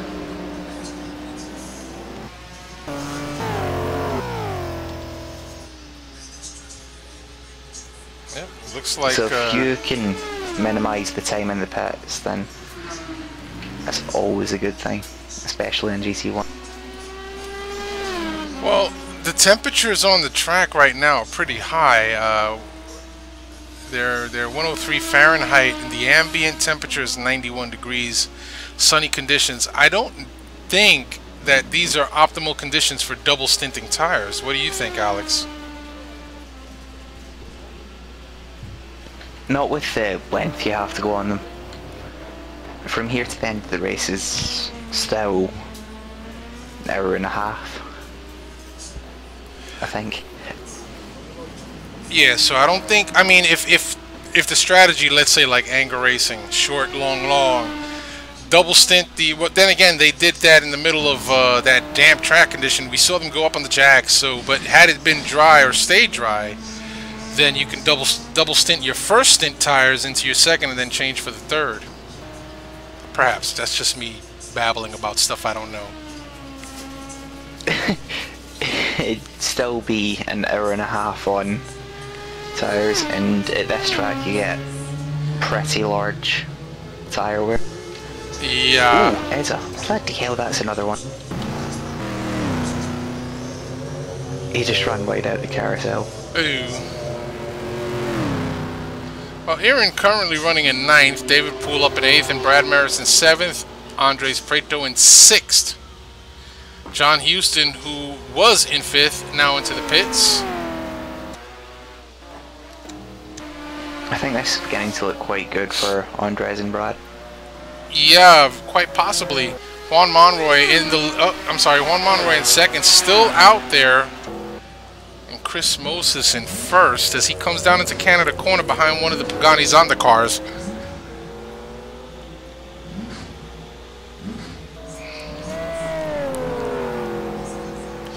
Chris Moses drives with 0 force feedback on his wheel. And I don't know how he can do that. Nor do I. I mean, I just don't understand, but he does it.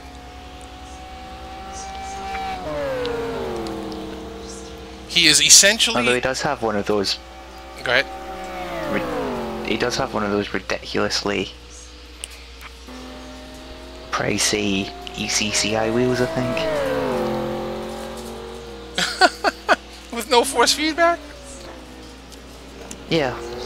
And he's had it for quite a few years. So essentially he is driving with a very expensive joystick controller. Well, when you think of it, if you want to put it like that, then yeah. Yeah, there's no force feedback, right? I mean, that's essentially turning your steering wheel into a joy controller.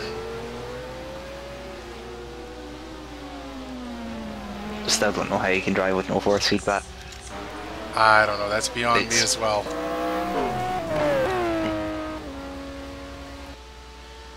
I like knowing when the tires have grip. Yep. You know, I turn up the volume of the tire scrub and the road noise and all that stuff in GTR2.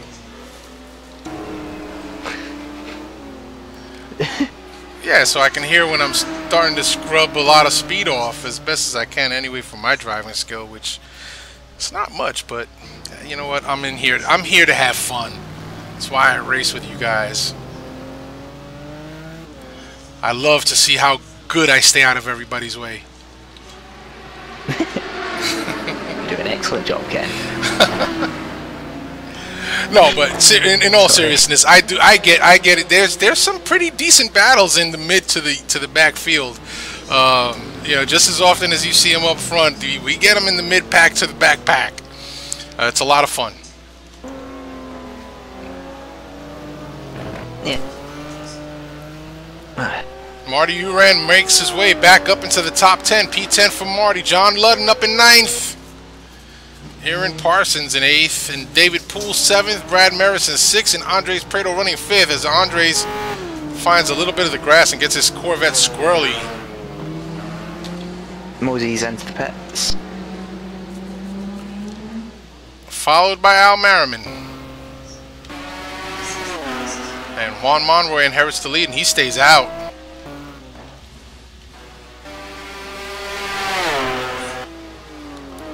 So Salem Montgomery Jr. now in P4, but he comes into Canada corner, and if he decides to stay out, he will inherit P2.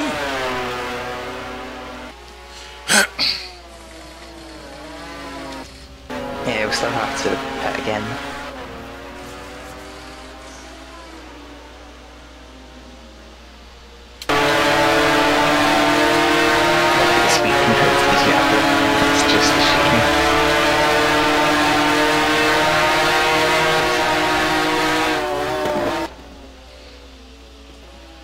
So Salem now up to 2nd.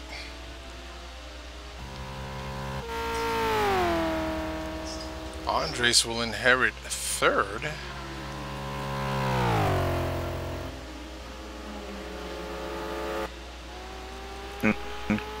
Chris is now away from his pit stop anyway. And David Poole goes by for 5. Chris Moses out in 7. And Aaron Parsons in 6th.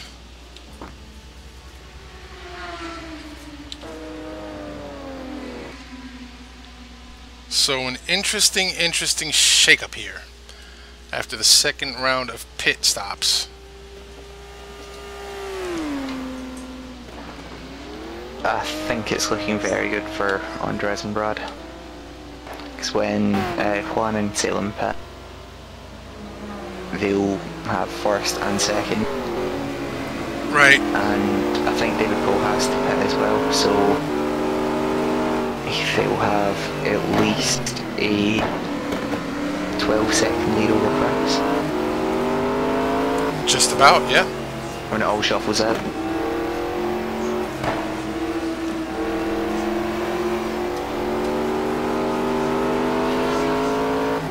Right, what lap are we on? 40. Well, I am back here with John McIntyre and Ryan Schleif, who are in a hotly contested battle for P13. So they are in the points. And Johnny Mac trying ever so hard to get by Ryan Schleif, which isn't easy because Ryan Schleif seems to be driving quite racy around here tonight. And they've got the Corvette of, I believe it is Andres Prieto, coming up behind them as they go down the front straight.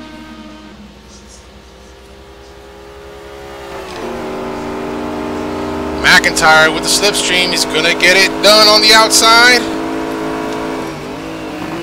They go into the braking zone nearly side by side, and Ryan Schleif's going to back out of it. Nice pass. Nice pass by Johnny Mac. Looks like Schleif is going to try and answer.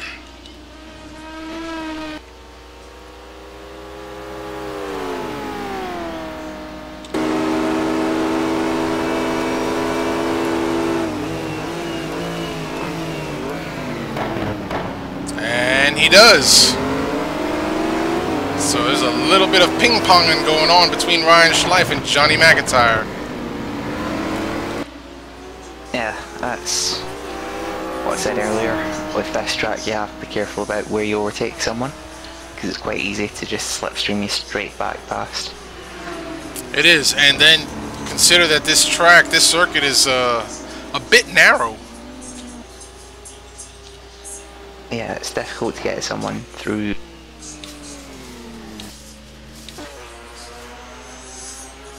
Between turn 5 and the carousel.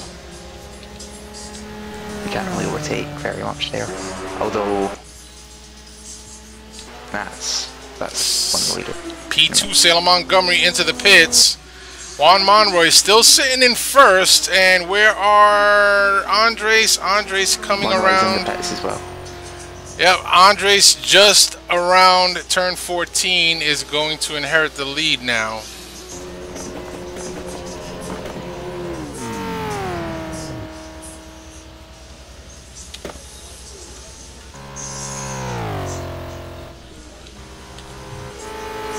And Brad Maris up into second spot.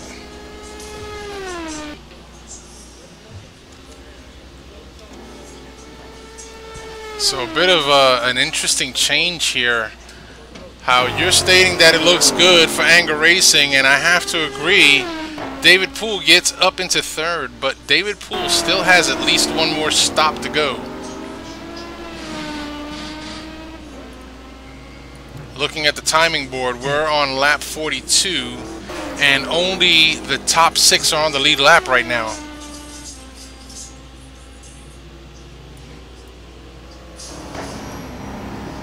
I'm sorry, that's not correct. The top 11. Yeah. My bad. The top 11 are on the lead lap. I didn't think Salem would come out as far down as 10th. Quite honestly. Oh, Salem was as high as 2 at one point, and that was for a half a lap.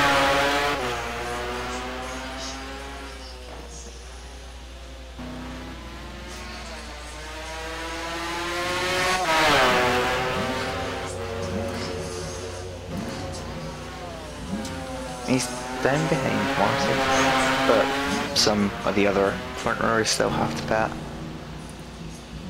Yes, sir. So back on board with Aaron Parsons in P5, and once again, this is now round 2 of the Chris and Aaron show because they are battling for position again.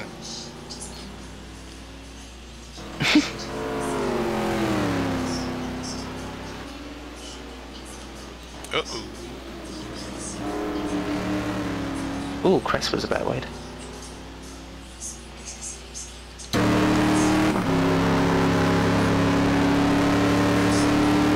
I thought that I had seen the clouds start to darken, but I was mistaken.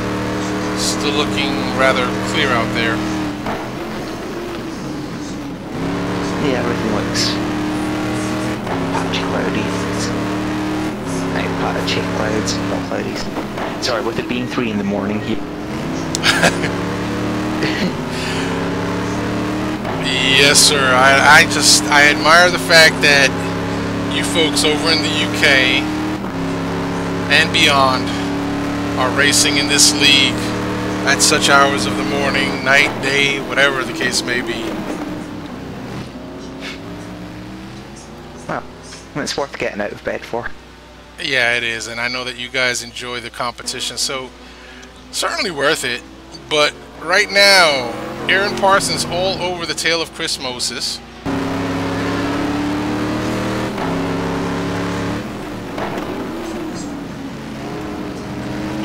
Like I said earlier, it's going to be difficult for Aaron to pass Chris again.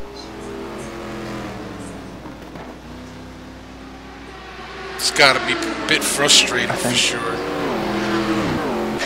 Well, if he'd stop making the small and silly mistakes, he'd be miles ahead of where he is just now. Oh, and I agree with your statement, absolutely. Those mistakes will cost you. That sounds a bit harsh. Well, I mean, it's a true statement. We all know that this is not typical of Aaron Parsons, so it'd be interesting to see or read what he might post in the forums after the race.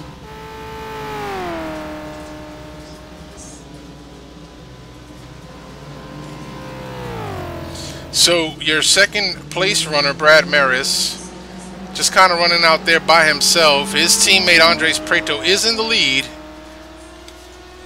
David Poole is in third.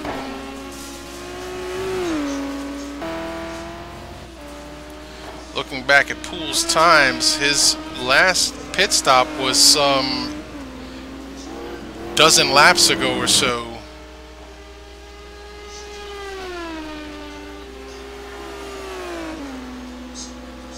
Yeah, I think for most guys it's still going to be one pit stop left. You're in here.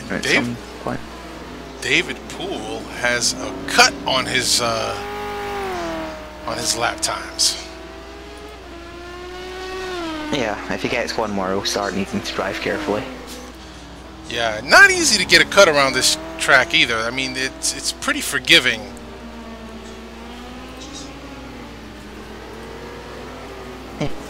It's not faster to sort of jump all over the curbs. Right. Because the curbs are quite big. I don't know it. Yeah, and they badly upset the balance of the car. Yeah, and it starts bouncing everywhere. It's horrible.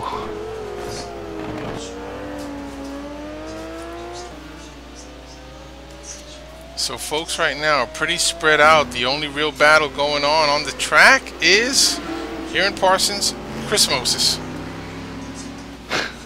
It's been like that most of the night. That it has been.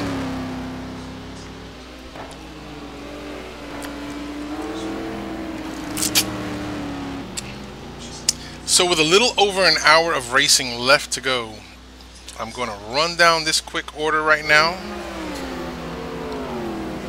So we take it up to your race leader, Andres Prieto in first, and Brad Maris in second. David Poole running in third. Chris Moses in fourth. Aaron Parsons is in fifth. Juan Monroy in sixth after having suffered that horrible off-track excursion that just dropped them back a few spots. Al Merriman running in seventh. John Ludden in 8th and Marty Uren in 9th. Salem Montgomery Jr. drops back a little bit to P10. John Houston is also dropped back to P11. Ryan Schleif in 12th. Matt Taylor in 13th. Thomas Schubeck 14th. Sergio Calderon running in 15th. Johnny McIntyre in 16th and Mike Greatrix in 17th. Werner is running 18th and Heyman in 19th. So we are at 19 drivers still left on the track. So we've lost six drivers to attrition. Yeah. It's a shame to see people drop. That always is. But the people at the back will go, ooh, close to points, or ooh, 3 points. Yeah, no doubt, right? Yeah.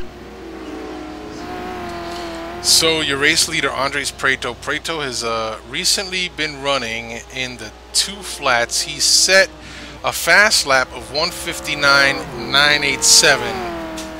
And this lap, as he comes by the start-finish line, I didn't get to catch that. Oh, hold on. It's a 2 flat .588. Yeah. Chris Moses has 1:59.2. Aaron has a 1:59.7. Paul has a 1:59.8. So Chris is the fastest person on track, I think. Yeah. So here goes the battle again, as they get by one of the Hexus Racing Aston Martins. So let's jump on board with Aaron. Look ahead at Chris Moses.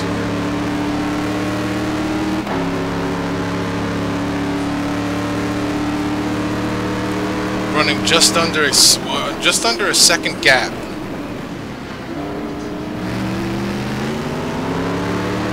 Even this early on in the season, a 1-2 finish is absolutely brilliant for any team. Yes, it is.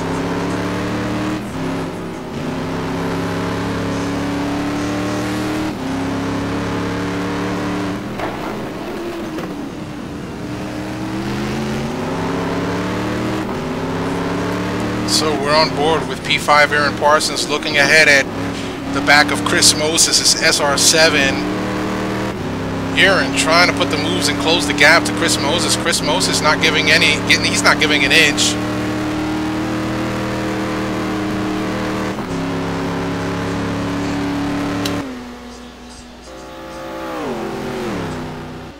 As they come down the back portion of the track. Sorry, go ahead. Sorry, I was agreeing with you. Ours is quite close to the back of Chris. He is, and it's got to be frustrating for Aaron Parsons, because as he gets closer, something happens, either a slight mishap or Chris just starts to pull away. So it's got to be frustrating for Aaron, as he is now in Chris Moses' slipstream, although I don't think he's close enough to put a move on Chris going into turn 1. Unless it was a dive, no. He doesn't.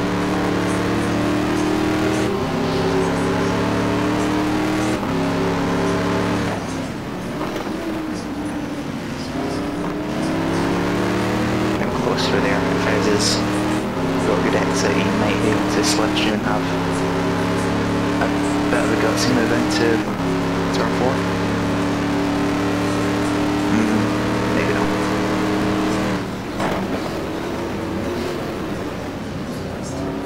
Oh, Moses getting a little sideways. Going into turn 5. His car is much better on turn-ins corners, and he can carry a lot more speed through the middle. But on the way out, and down straights, it's just all crafts. So, do you think maybe a little on-power understeer for Aaron's car?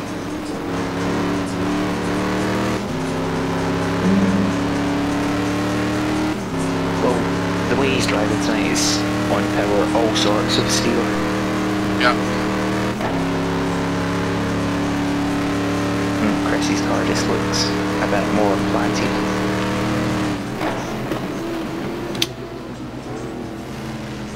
But you see what I'm saying? That now, I'm sorry. You see what I'm saying? Going down through the back section of the track, Chris gets the advantage and pulls away from Aaron Parsons' Ford GT. Yeah, he definitely is. So they come through the start-finish loop.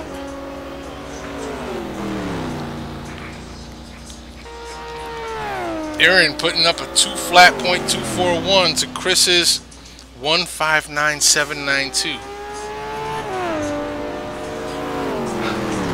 In other words, they're both pushing really hard. Really hard, yeah. And with one pit stop left to go, I believe that the pit stop rotation that is still yet to happen is going to be the determining factor of who is going to finish where at this point.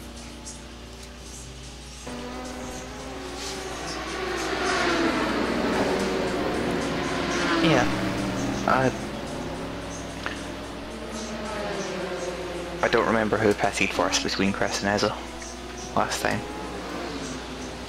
David Poole in P3. He's kind of running out there by himself right now. Brad Maris also in P2 running out there by himself, and Andres Prieto with nothing but clear track in front of him is just running as fast a set of laps as he can.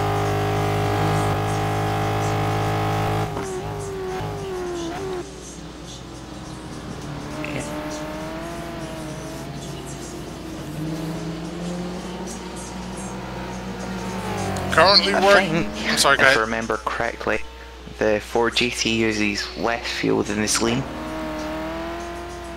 so Ezra might have an advantage in a pit stop.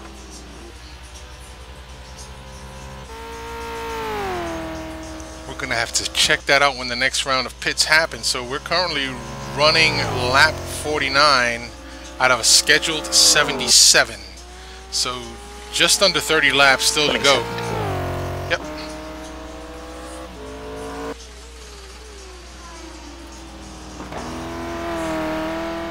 Yeah, to credit everyone that's driving tonight for being able to keep concentration for 3 hours.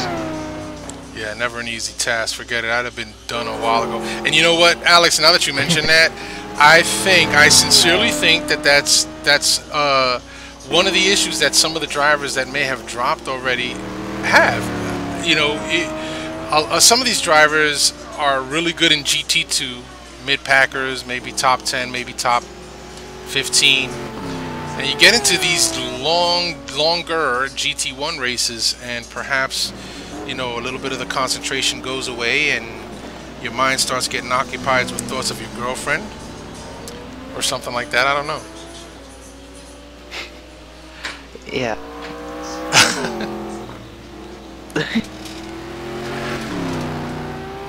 But yeah, I think that's part of it, because I know that, you know, during this week's 2-hour feature race at Le Mans, while not very difficult to keep concentration because, you know, long straightaways, sweeping turns and stuff like that, I did find it a bit of a challenge for myself to keep that focus for 2 hours straight, being more accustomed to the 1-hour regular races. Yeah. But you had a good run. Yeah, it was alright. I achieved what I wanted. Well, puts a W in the first column, doesn't it? Yeah. It's pretty good. Yeah, it was. I went and watched the replay on the sim itself, and gotta say that was a brilliant race.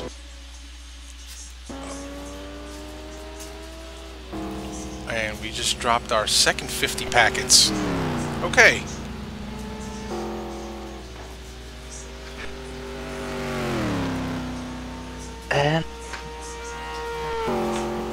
Ezra and Chris don't really seem to be making massive inroads into Brad and Andres. No, not at all. Andres in the pit.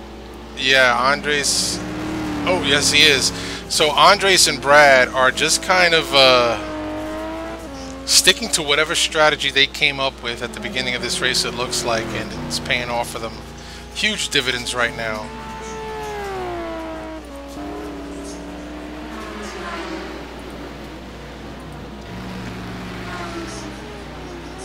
And they're both running into two flats, so not only is their strategy working for them, they're both running very fast.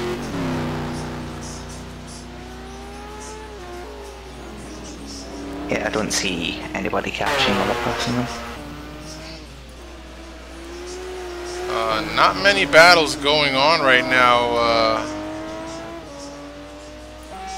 John Ludden, Thomas Schubeck, and Matt Taylor are in a three-way battle for 13th position. I'm sorry, 12th position. So we're going to jump on board with this battle here and take a look and see what could happen from here to the end of the race.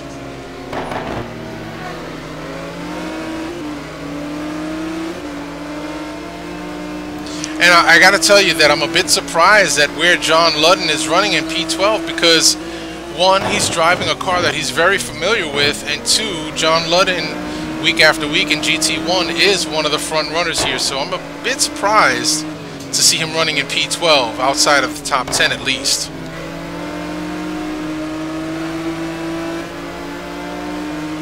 Yeah, I'm not really sure what happened. I remember him having an off at some point, but it's just not had pace tonight at all.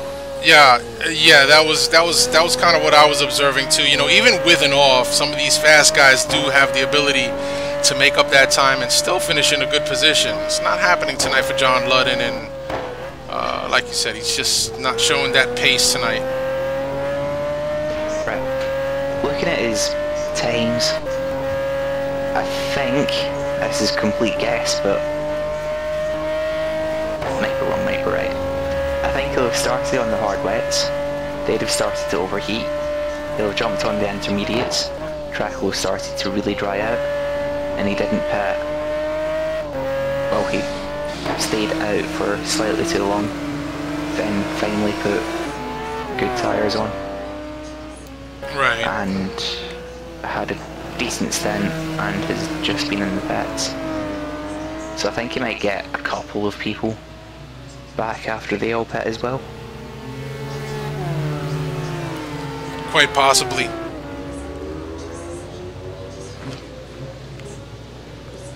But yeah, that's complete guesswork. Might be wrong.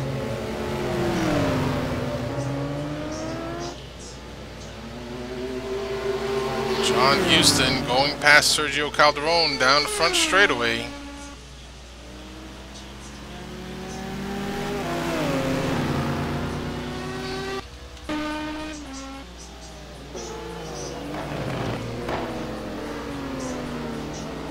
Everybody up to 11th has been lapped.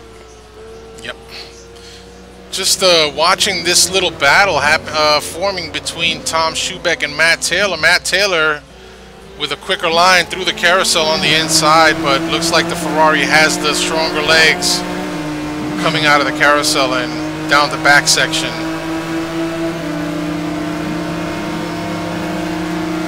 Matt Taylor getting a pull. Yeah. Yeah, and they spoke about that during the drivers' meeting, right? Going into Canada Corner to be very careful. You can get caught out there in the draft, miss your braking zone, you're going to end up in the back of somebody. Yeah. Because you're going so fast down there and it's so narrow, you always end up going a bit faster than you think you are. Yeah, there's not a lot of room nor time to react.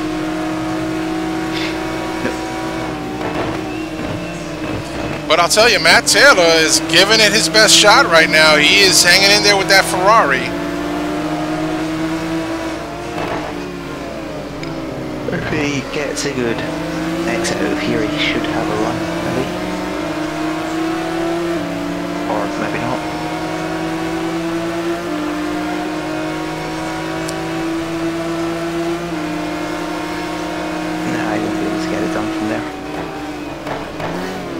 Matt Taylor going deep in the braking zone.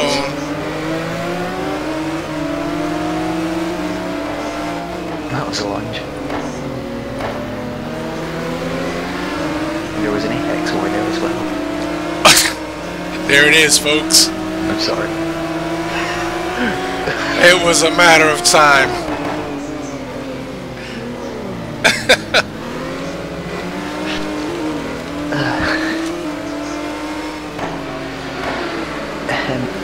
Yeah, Matt looks like he's got speed, but I don't know what it is with people being behind other people tonight and making small and silly mistakes. Yeah, yeah.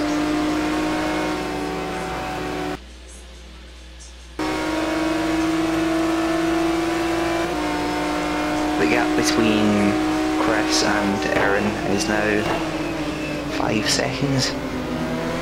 So Apple's really calmed down for that.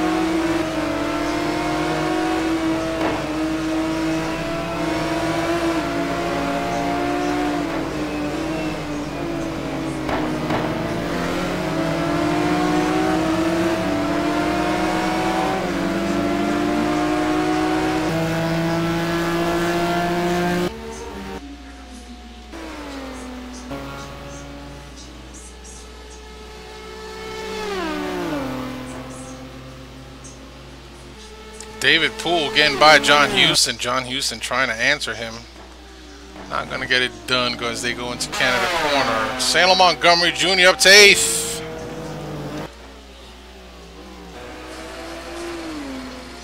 Yeah. He was running really well earlier on. And this dropped off a bit. Yeah.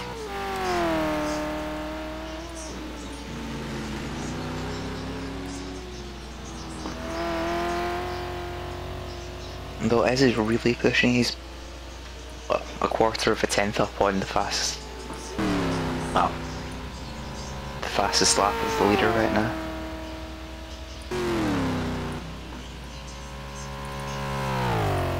But I don't know if he's up on. I don't know if he's closing the gap to Chris. Well, let's take a look at that scoring and timing. So they're separated by about 5 seconds right now. It's about a 5-second gap between Aaron Parsons and Chris Moses.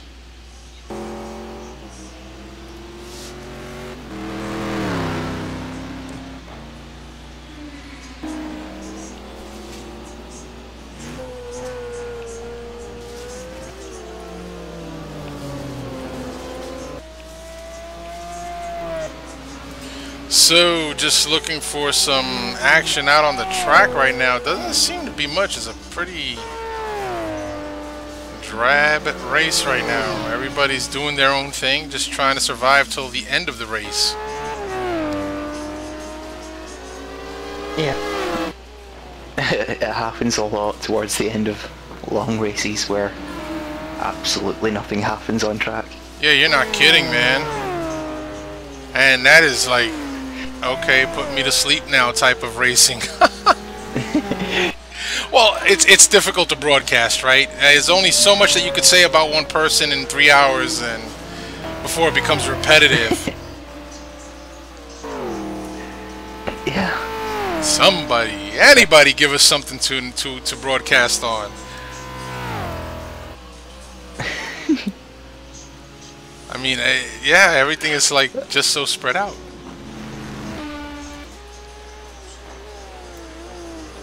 Yeah, we should be coming up to the next pit stop soon. Maybe. Let's see. That was 54 laps in the books. That was 15 laps ago. I know that they're using about 4.5 litres of fuel a lap. Probably more, maybe. Right. So within 5 laps, I think we'll get next pit stops, and then we'll nearly be done. Yeah, nearly. And speaking of nearly, folks, we're going to do a little housekeeping here. So those of you that are watching by broadcast, Number one, I apologize that I do not have the chat feature up and running. It just takes too much bandwidth, so you guys are free to chat amongst yourself. And number two, if you like what you see, two things that we want to encourage. One, if you haven't already done so, go out there, go get yourself a wheel and some pedals and come join us for either Monday night or Thursday night GT racing. And two, while the league is free to race in, it does cost money to keep this league alive, and something to the tune of about $300 a month that has to be shelled out for server costs and stuff like that. So if you like what you see and you're able to, we ask that you make a donation to the North American Grand Prix. And no, sorry, your donations are not tax deductible. They are free to us, not to you. But we go ahead and we welcome donations to the league. Head on over to NorthAmericanGP.com and you can check out the links there. Also, if you're not done so already, hit the follow button on Twitch. You'll get free emails every time we go live. That's right. We sure do, and I get them all the time. That's why I drop frames on the broadcast, because it comes through my phone. Dag nabbit. So Andres Prieto now into the pits. Where is his teammate Brad Maris also coming into the pits? Right behind him. Yep. So we know that they are sharing pit strategies for sure. This will be it for them. They're going to run to the end on this pit stop now. How this changes things up for everyone else, don't know yet. But I'm sure we're going to be seeing them taking on some tires and such, and we see that one of the Lamborghini Diablos are in the pits as well.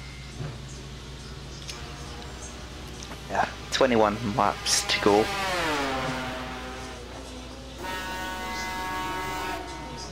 I think. Yeah, it is. Sorry, I can't count at 20 past 3 in the morning. It's beyond my abilities. Still waiting for Andre's car to go up on jacks. There it is. He's taking tires. And I would assume that we're going to be seeing... Yeah, that would be way too hard in these conditions. Still waiting on Brad to go up on the jacks, interestingly enough. Oh, he just came off the jack. Sorry. Uh-oh. And Andres... Wow. Andres barely gets out in front of his teammate. It is a long pit road, though. Yeah. So Andres comes out in 6th and Brad in 7th. Now, we have other cars that are in front of them that do and must make a one last pit stop. And how this is going to play out, I don't know. But it looks like Anger Racing may have figured out the pit rotation issue and might just end up taking a 1-2 here tonight at Road America. Pretty much the perfect way of starting a season, I guess. It's an excellent drive from Brad, starting quite low down the grid. Yeah, you're not kidding, and boy, that's just interesting to say the least. So Chris Moses is your current leader right now, but he's on worn rubber, and Aaron Parsons is in the pits also. Will he be trying to make a fast run for the leaders at the end of this race? That's still yet to be seen. Juan Monroy is going to go by and take up 2nd spot. However, Juan Monroy still has a stop to make. So certainly things might even themselves out here. Al Merriman has been quietly moving up the ladder. He's currently running 4th, going to inherit 3rd as he goes by Aaron Parsons. But again, both Chris and Al need to make another pit stop. I wonder if he'll just come out of the pits and push as hard as he possibly can on brand new tyres in an attempt to, well, jump Chris. Aaron Parsons is still in the pits. Here comes Andres Prieto through the front stretch. Aaron Parsons is still out there. Yeah, Andres is going to take back over the lead. Brad has him as well.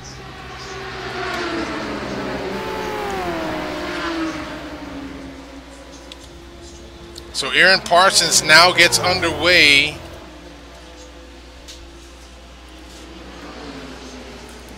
With 20 laps left to go, and the gap right around where it's going. Let's see here. Aaron Parsons to them, it's about 13 seconds. I think Aaron Parsons would have to push like hell to get near Andres and Brad.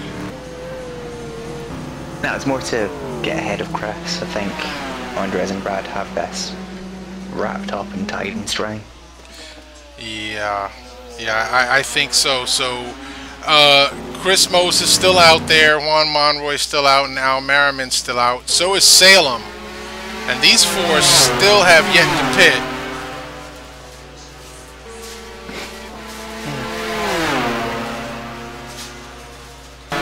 I don't think they can go too much further.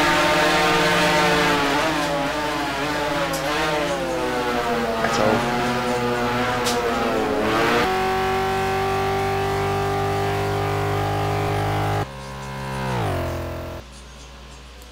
Alright, so let's see. Simple. Let's have a look at some of the front runners, see what they're planning on doing here. Yeah, one will be in soon. Chris will be in soon. Well, Salem Montgomery stays out another lap.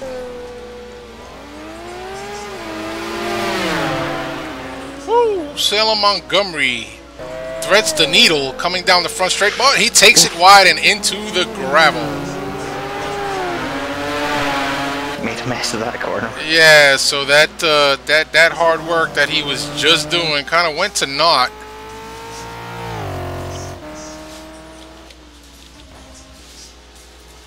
David Poole has been quietly running behind Anger Racing.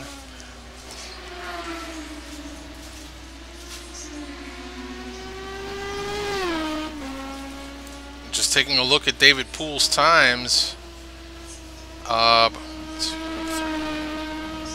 He pitted 8 laps ago, so David Poole, following a similar pit strategy to Anger Racing, may just end up on that last podium spot.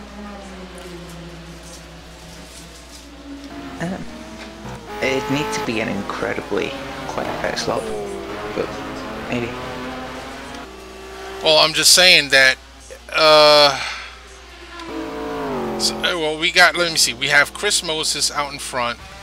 He's got a pit. Juan Monroy in second. He's got a pit. Al Merriman in third. He's got a pit. And Salem in fourth, and he still has to pit.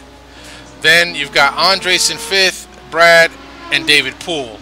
So if these three can keep good pace and get by those 4 front runners after they've pitted, then that's pretty much the order we're going to see them finishing. And Aaron Parsons back in 8th. Got to see what his distance is to Poole. Not sure how good or bad the Porsche's fuel is. I don't think it's good enough to get an extra 1, 2, 3, 4, 5, 6, 7, 8 laps out of, especially around here.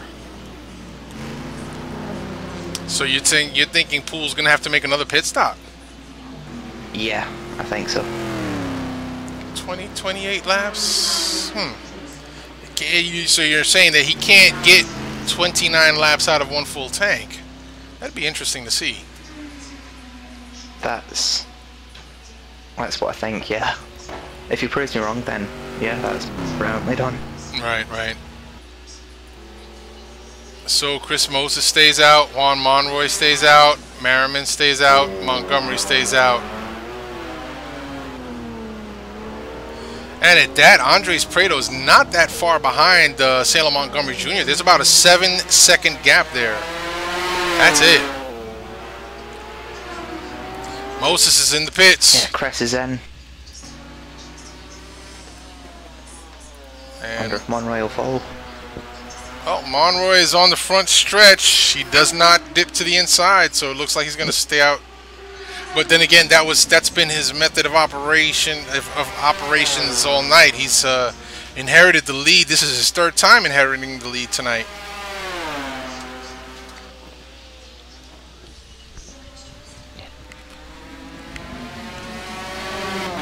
Albeit temporarily. He's doing well all night. Yeah, absolutely. And Al Merriman also ducks into the pits. P4 Salem Montgomery Jr. down the back portion of this course. We'll have to see if he's going to come into the pits. Will he pit or will he stay out? And it looks like he's going to stay out. At least one more lap.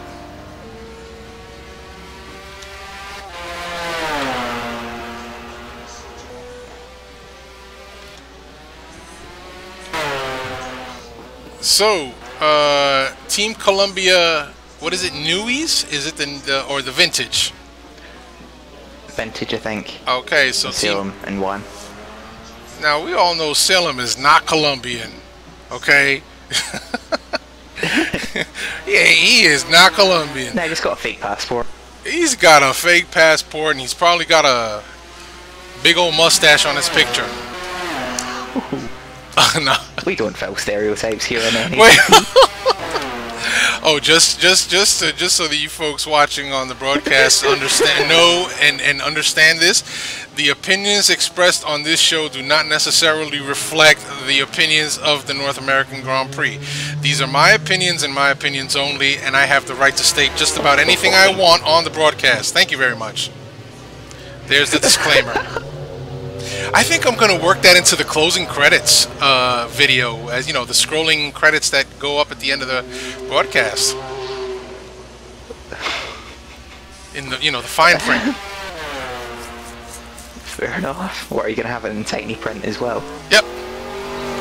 Could hardly read it. No one can see it either. Alright, so Team Columbia Vintage, they stay out. Juan Monroy in first. Salem Montgomery in second. I know they do not have enough to make it all the way to the end, so it's just a matter of time when they will pit now. And hand that lead back over to Anger Racing. And I think the biggest question is whether or not David Poe has to pit again. I think he does, but I'm not sure. yeah, I think that's going to be a big question to get answered here in these coming laps. We'll have to see, so stay tuned for that. But I see Juan Monroy coming around that last corner just a little bit slower than he normally does. I wonder if this might be the lap where he says, I can't go any further. I've got to get it into the pits. And he seems to be babying the throttle just a little bit around some of these large sweepers. Around the carousel he goes. When he pits, no one knows. Okay. The kink is an excellent corner, the one he just went through. Yep. It's fasting. It's just tight enough so as where if you're trying to do it flat out, you're never 100% sure as to whether you can make it or not. You have to be completely 100% confident you can make it before you try, otherwise you're going to put a wheel in the grass, and a wheel in the grass at 200 odd miles an hour is not fun. And then you're toast. Nope, he stays out yet again. I'll try and have as short a pit stop as possible. Well, yeah, with a splash and go of fuel, I'm wondering if they'll even take tires. I'm assuming they're going to have to. But, well, heck, at this point, I don't know. If it's going to be that far towards the end of the race, they may just opt for a splash and go and take their chances on double stinting tires. Salem Montgomery still running in second. We're going to have to see if he decides that he's going to pit this lap. I don't think so if his partner hasn't. If they can get it to where there's 10 laps or less to go in 5 laps, if they can stretch it another 5 laps, which I don't know if they can do or not, then yeah, definitely double stint. Well, I'll tell you this much. Andres Prieto is right behind Salem Montgomery Jr. And honing in on him really fast. And not too far behind is Brad Maris. So I think they better start. I think they better start thinking of bringing those cars in.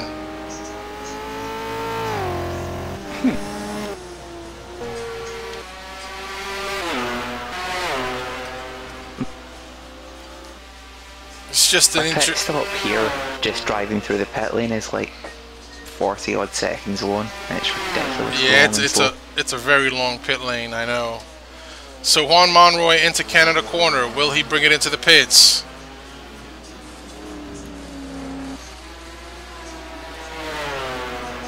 Going through Bell Mitchell Bend. £1 on no. £1 on no.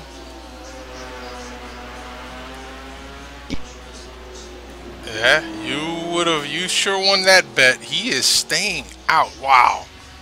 Stretching it as far as they can, hey? Salem's in second, back there by the carousel and being chased by third place Andres Prieto. David Poole now moves up into fourth. How did that happen? And Brad Maris all the way down to seventh. Brad must have had an off.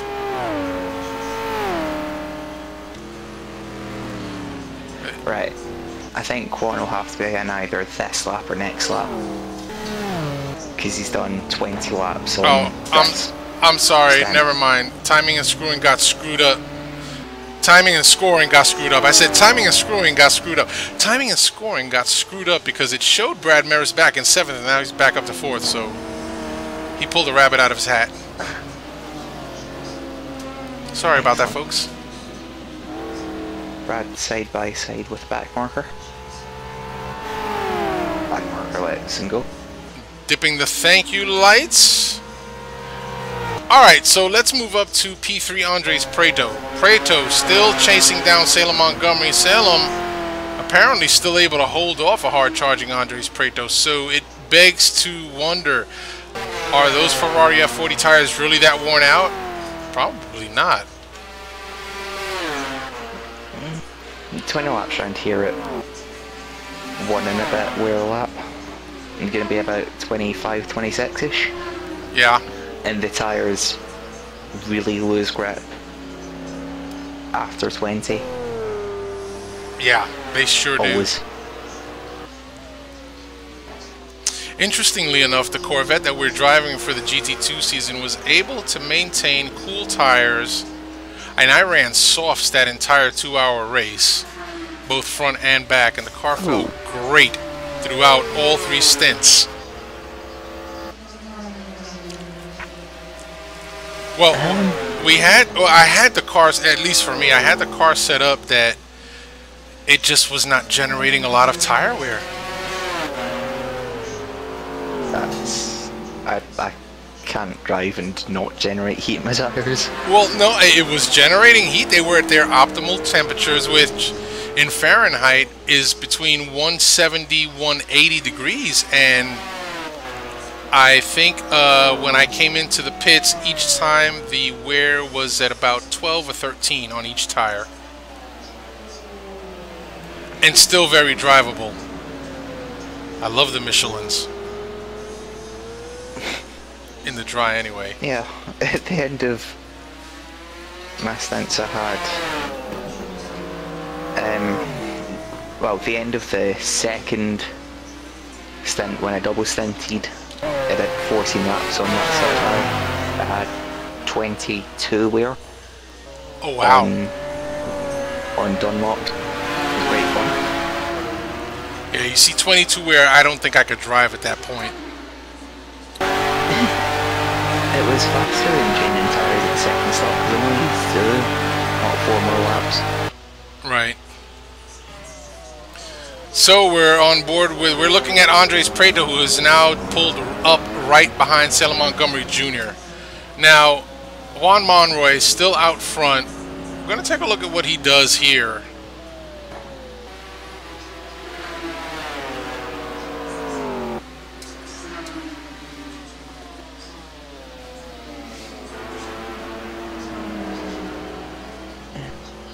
He stays out yet again. Oh, Wow. I think he's going to try and make a run to the end. There's no way he can make it.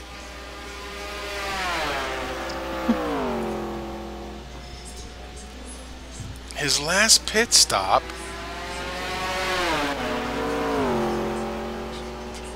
Right, now he's getting into the should I maybe double stint territory.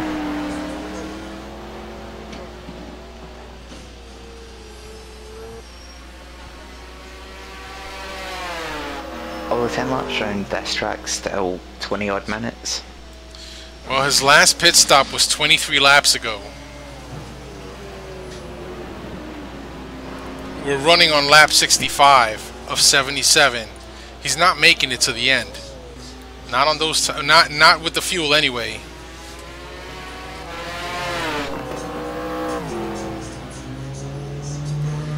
So within the next lap or two, I am suspecting we're going to see him pop into the pits. Perhaps, like you said, maybe for a splash and go of fuel, get in, get out, and hope for, you know, a top 5 finish, maybe. Yeah, still Montgomery Jr.'s in. Let's see if he double snip. Ah, he's parked right in front of your car. He's he's double stinting, all right. That's interesting. Wonder if one will. I think one will be in this lap.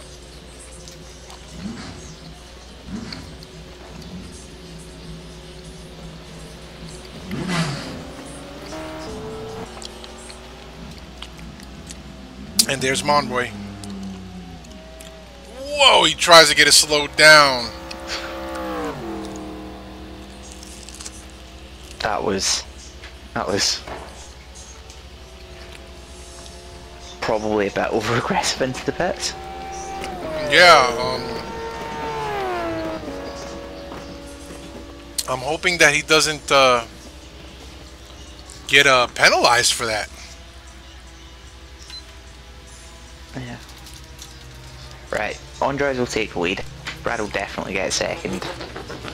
Oh, I'll definitely overtake him. I think everyone down to Ezra will definitely get him.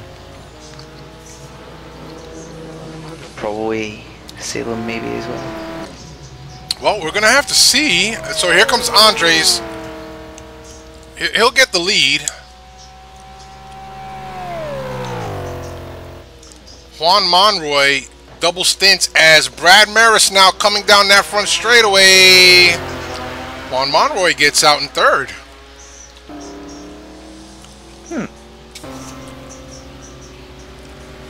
Okay, that was a really good pit stop. That was an excellent pit stop. If he's not served the stop and go for the aggressive entry, we'll have to see. But that gives him about a 5-second lead over David Poole. Yeah.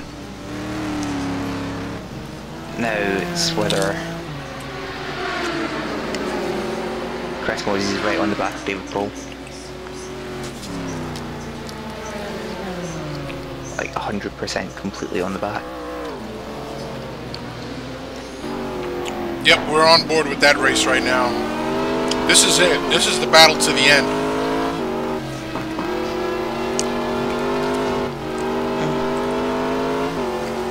I don't think David will stop again, although I'm not sure. Well, that's right. You're of the thought that David Poole still has one more stop to make. Well, I gotta tell you, if he's gotta stop this late in the race, that's really gonna be disappointing. Yeah, but how many laps did Juan do on those tires? 28, 29? Well, right, their actual count. Again, not my strong point at this time of the morning. Where is Brad? Oh, time is well weird. Can't show him in 6.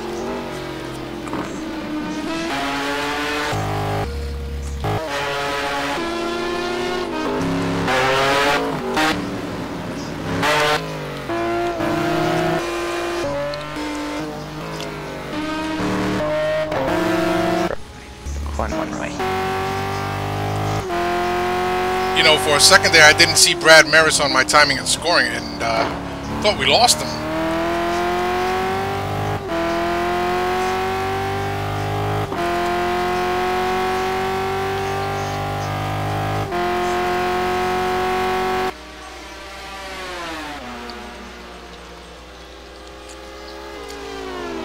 Oh, it looks like David Poole. 23 laps on that.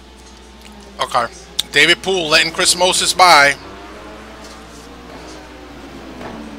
Fair enough. Right, so 23 laps. David has already done... Not even looking at David Poole's pit stops. David's already done 1, 2,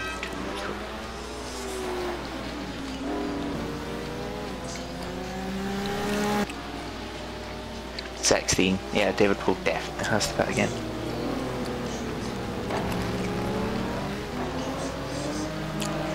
Aaron Parsons inherits one more spot. He's up to 6th and pushing hard.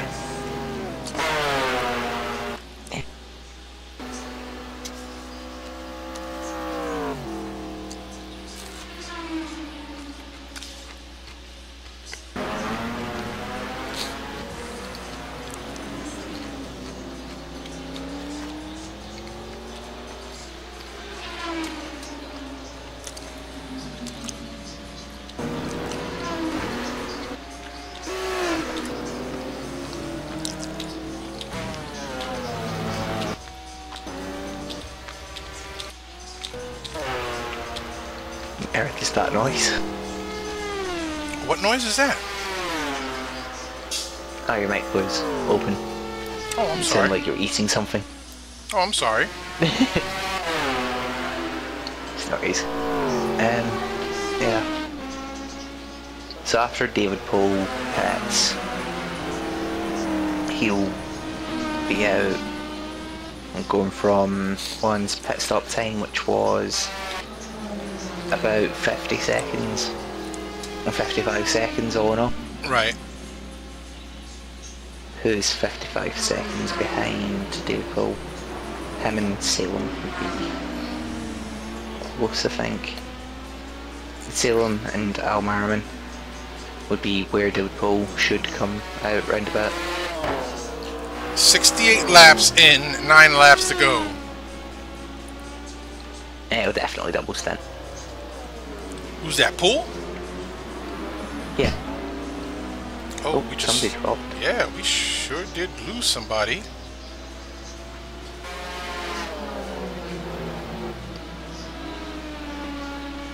Don't know who it was. So we're keeping a close eye on David Poole right now. David Poole having let Chris Moses by to take over that P4 spot. And now Chris Moses all over the back of Juan Monroy. Juan Monroy on double stinted tires. Chris Moses, who changed his tires on his last pit stop, no doubt with fresher rubber, will have the advantage here. Huge advantage. Was it Schubeck that dropped? Who? Schubeck? Yeah, I think it was. Yeah, it looks that way. Yeah, it looks that way. He's not there. That's a shame.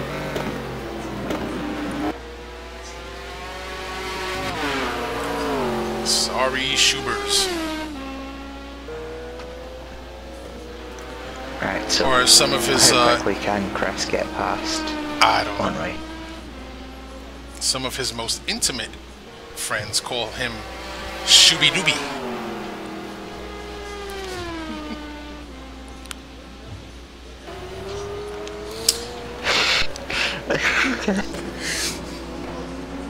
Ooh, Chris is close. Yeah, he's all over Monroy's tail. Monroy's not going to be able to hold off Chris for much longer. Not on those tires. Yeah, he's struggling even through there to hold him back. Oh, Chris, what is that for a move? That's... Hold back on that. Wow, did they bump? Yeah, they did. I don't know what Chris was trying there. That was ridiculous. Is that like a kamikaze dive bomb? No, it was. He was trying to go around the outside from miles back there, which doesn't work. Although he's got a decent run on through the kink. So if he is patient, he should be able to do it. But he got too close to the back. He's on the inside here. Let's see who gets the better. Monroy is going to go ahead and give him the place. Yep. So that was a sensible move by Juan. I think so. It bumps him off the podium, but still, if he can finish where he's at, a top 5, it's nothing to laugh at and very respectable. So now David Poole, who's still out there running on very old tires, right behind Monroy. Oh, and nearly gets into the back of him.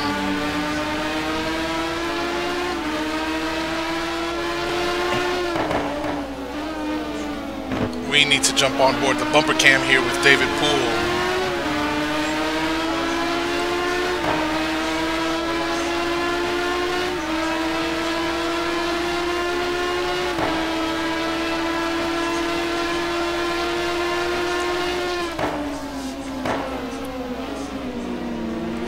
So both of these drivers, they both get squirrely together.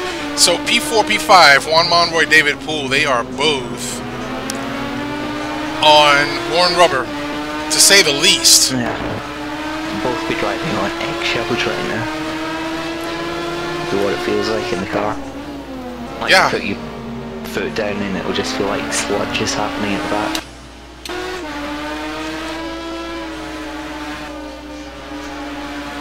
Ferrari and Porsche, Porsche and Ferrari, the age-old battle of the supercars.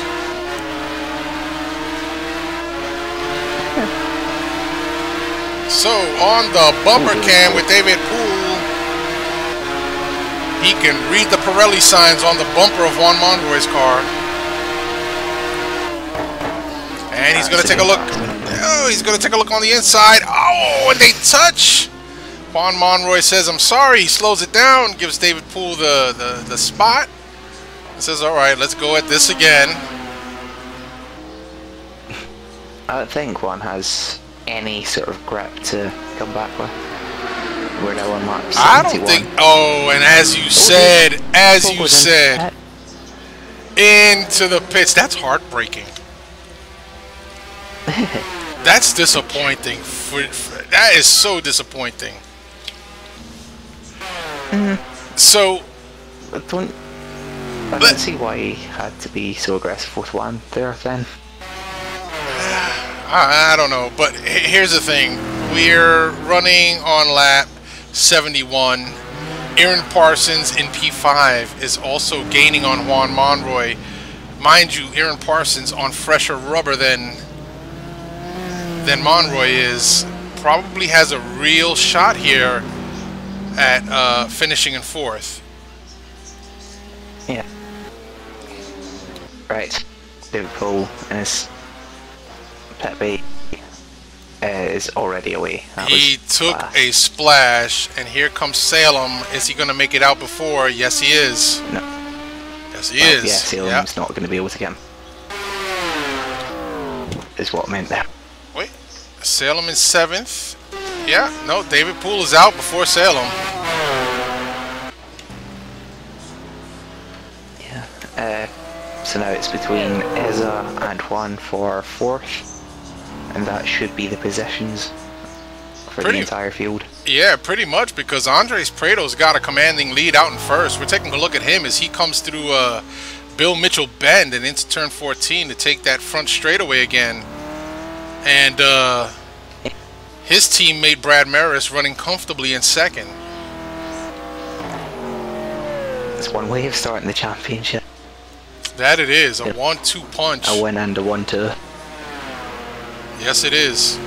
So Juan Monroy relegated to 4th right now, but Aaron Parsons making some serious inroads. If this race does not finish on time before the laps, then Parsons has a real chance here.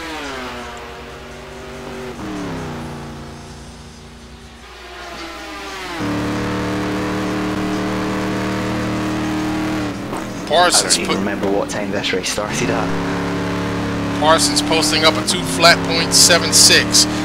I believe that we started, I want to say about a quarter after 8 p.m.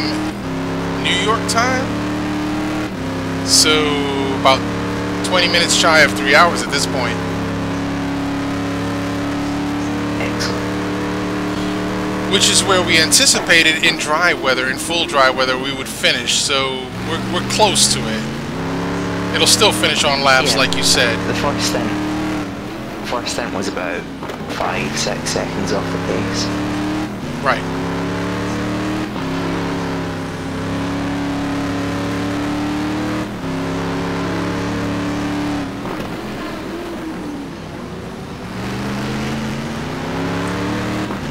So we're on board with Aaron Parsons still on the bonnet cam as we see the red Ferrari F40 of Juan Monroy getting bigger and bigger, which means he's getting closer.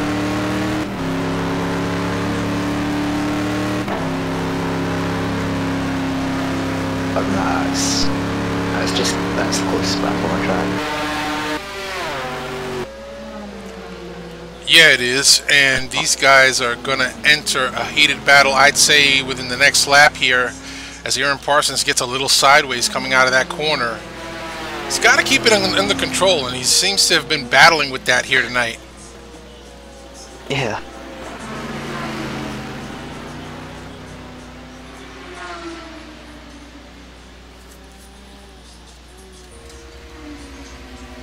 Although the 4GT does eat its rear tyres a lot, so maybe he's just struggled with the wear a wee bit. Yeah, it does. I know that. I've tested with the 4GT1 with the 4GT GT1 version, and yeah, you can light them things up fairly quickly.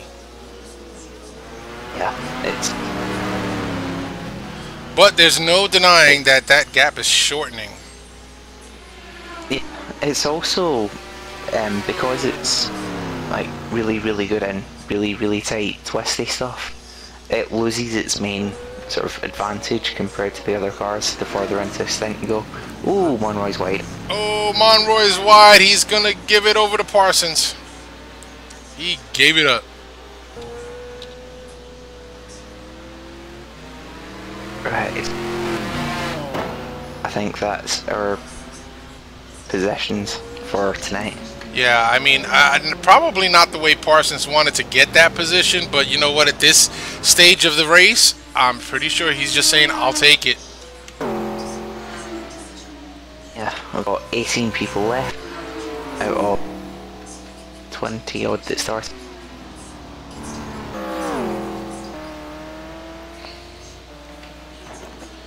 Boy, oh boy, Chris Moses making a hard charge in third, but he's making a hard charge for second, it looks like. Don't know if he's got enough time to get it done. I doubt that. I don't think he does. They're now on lap 74. Oh, Andres is. Yeah, Andres is right now just running away with this.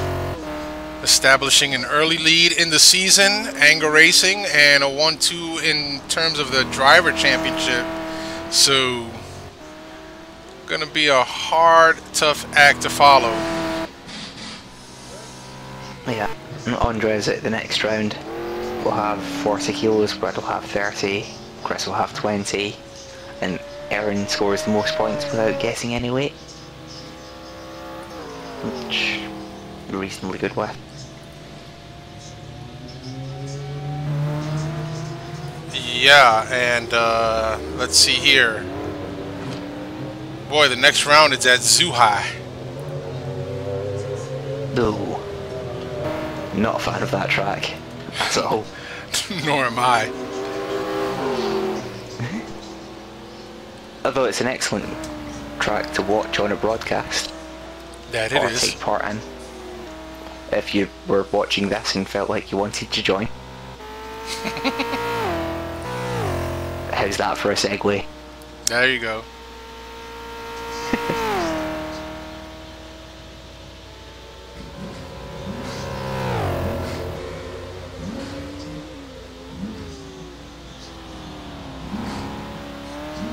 Right, So we're looking at Andres Prieto, your race leader, as we are in the closing laps of this race here tonight. We're just gonna kind of filter through the field real quick. I think we should do a rundown of the field. Yep. Why don't you go ahead and take it away, Alex? So, starting with first. In first place, we've got Andres Prieto. Second place is Brad Maris. Third place is Chris Mosey. Fourth is Aaron Parsons. Fifth is 1-1-1. Sixth, David Poole. Seventh goes to Salem Montgomery Jr. Eighth to Al Merriman. Ninth, Marty Uren. And John Houston in 10th. And 11th, we've got Ryan Schleif. 12th is John Ludd. 13th is Matt Taylor. 14th is John McIntyre. 15th is Andrew Werner. 16th is Sergio Caldera. 17th is Bjorn Heyman. And 18th is Mike Greatrix.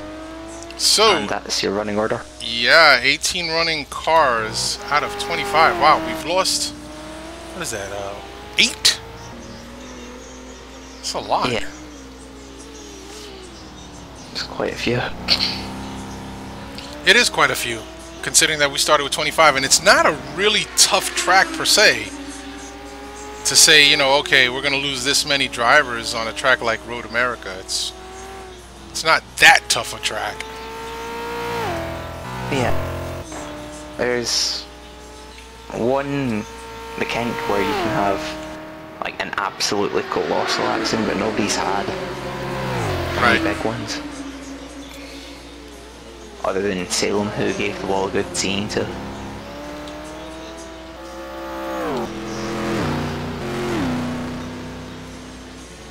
Aaron Parsons. That was ages ago. Still trying to catch Chris Mosey. He's not too far behind him. Monroy has fallen off the pace to Aaron Parsons. David Poole in 6th still, and Salem Montgomery. So it looks like this is just how it's going to end. Yeah, I think Andres is on his second to last lap. 4 seconds ahead of Brad. I don't think Brad would be pushing to try and overtake Andres at this stage. Yeah, and you know what? I think that Andres is playing it just a bit conservative right now. His last lap of a 2:02.655. So certainly not pushing it as we know he can push it. Just staying in control of his vehicle and going for the win.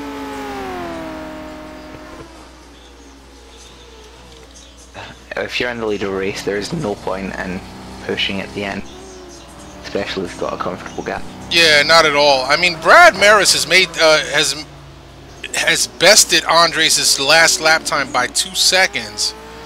But again, I think it's just Andres playing the conservative role here, just driving around and making the best run of it.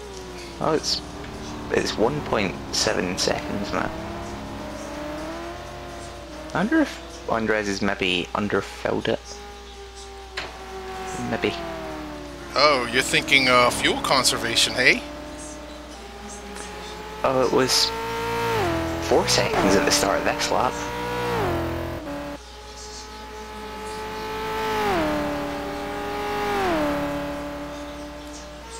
Well, interesting point. We'll have to see what happens here. I do not see, let me see, do I? Anger Racing is up top. I do not see any communications going on in their channel.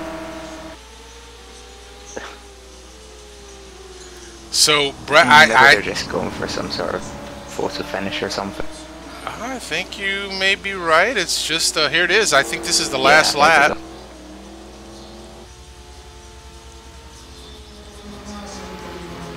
And that's going to be it. Anger Racing taking 1 and 2, Andres Prieto and Brad Maris. I am going to... Yep. We're going to... Aaron Parsons in 4th.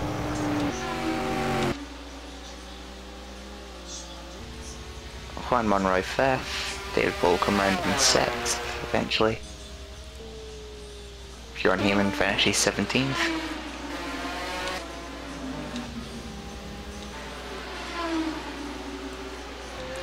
That was a fantastic run by these guys here tonight. Well, I give a lot of credit to these guys. I am going to go and fetch our 1 and 2 finishers and bring them up here into the broadcast with us right now.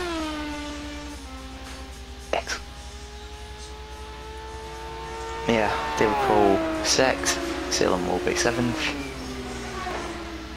I will finish 8th. Marcy will be 9th. Hey, Brad, Andres, good run, guys. Ken and Alex up in the broadcast booth. Congratulations. Thanks, Ken. Thanks, Alex. Yeah. Yeah, we were... I'm sorry, go ahead, Alex. Yeah, okay. At the start of the race, it was damp, and it looked like it was going to throw a bit of a spanner into the works of pretty much every team out there. Can you talk us through what you did at the start? Go ahead, Andres. Let's see if I understand, Alex. what we did at the start was put intermediates on and just hope for the track to stay that way. Actually, we were thinking of going 26 laps to do 2 stops, but you know the track started drying out, so we decided to pit early and just put slicks and go as far as we can on fuel. And well, that changed our pit cycle, and we were alone for the most of the race. So I think that was key for winning this thing. I'm happy. Yeah, it well done. really did throw a wrench in the gears. Our strategy threw out the window, but on the fly, Andres came up with the winning strategy. So it's definitely on him tonight, and great win for Andres. So congratulations.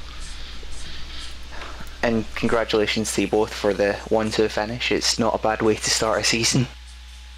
That's all. No, it's kind of the way you draw it up. I don't think that we were a little worried that we had the lap-to-lap pace out here. I don't think that we felt like we could compete on that, so it did come down to strategy for us. Congratulations to those other guys too. A lot of guys did have better pace, but fortunately we were able to sneak one by them this time. Well, I think it was a brilliant run for Anger Racing and for Andres and Brad. A great way and a strong way to start the season. 1-2 punch, not just for the team championship, for individual drivers as well. So that's just the way to do it, and it just shows that the effort that you folks culminated in such a dynamic environment. You know, there's a lot to be learned there.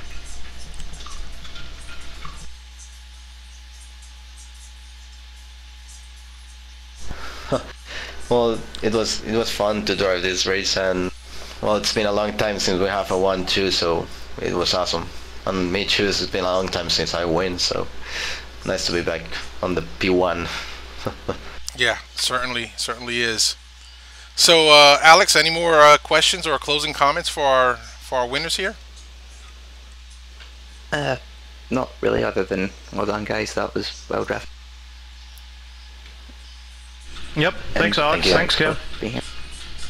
Alright guys, so I'm going to drop you back in your team room so you guys can discuss your winning strategy, and I want to thank you for taking the time out for coming up into the broadcast booth and speaking with us tonight. And again, congratulations and a great win, 1-2 for Anger Racing. Thanks again.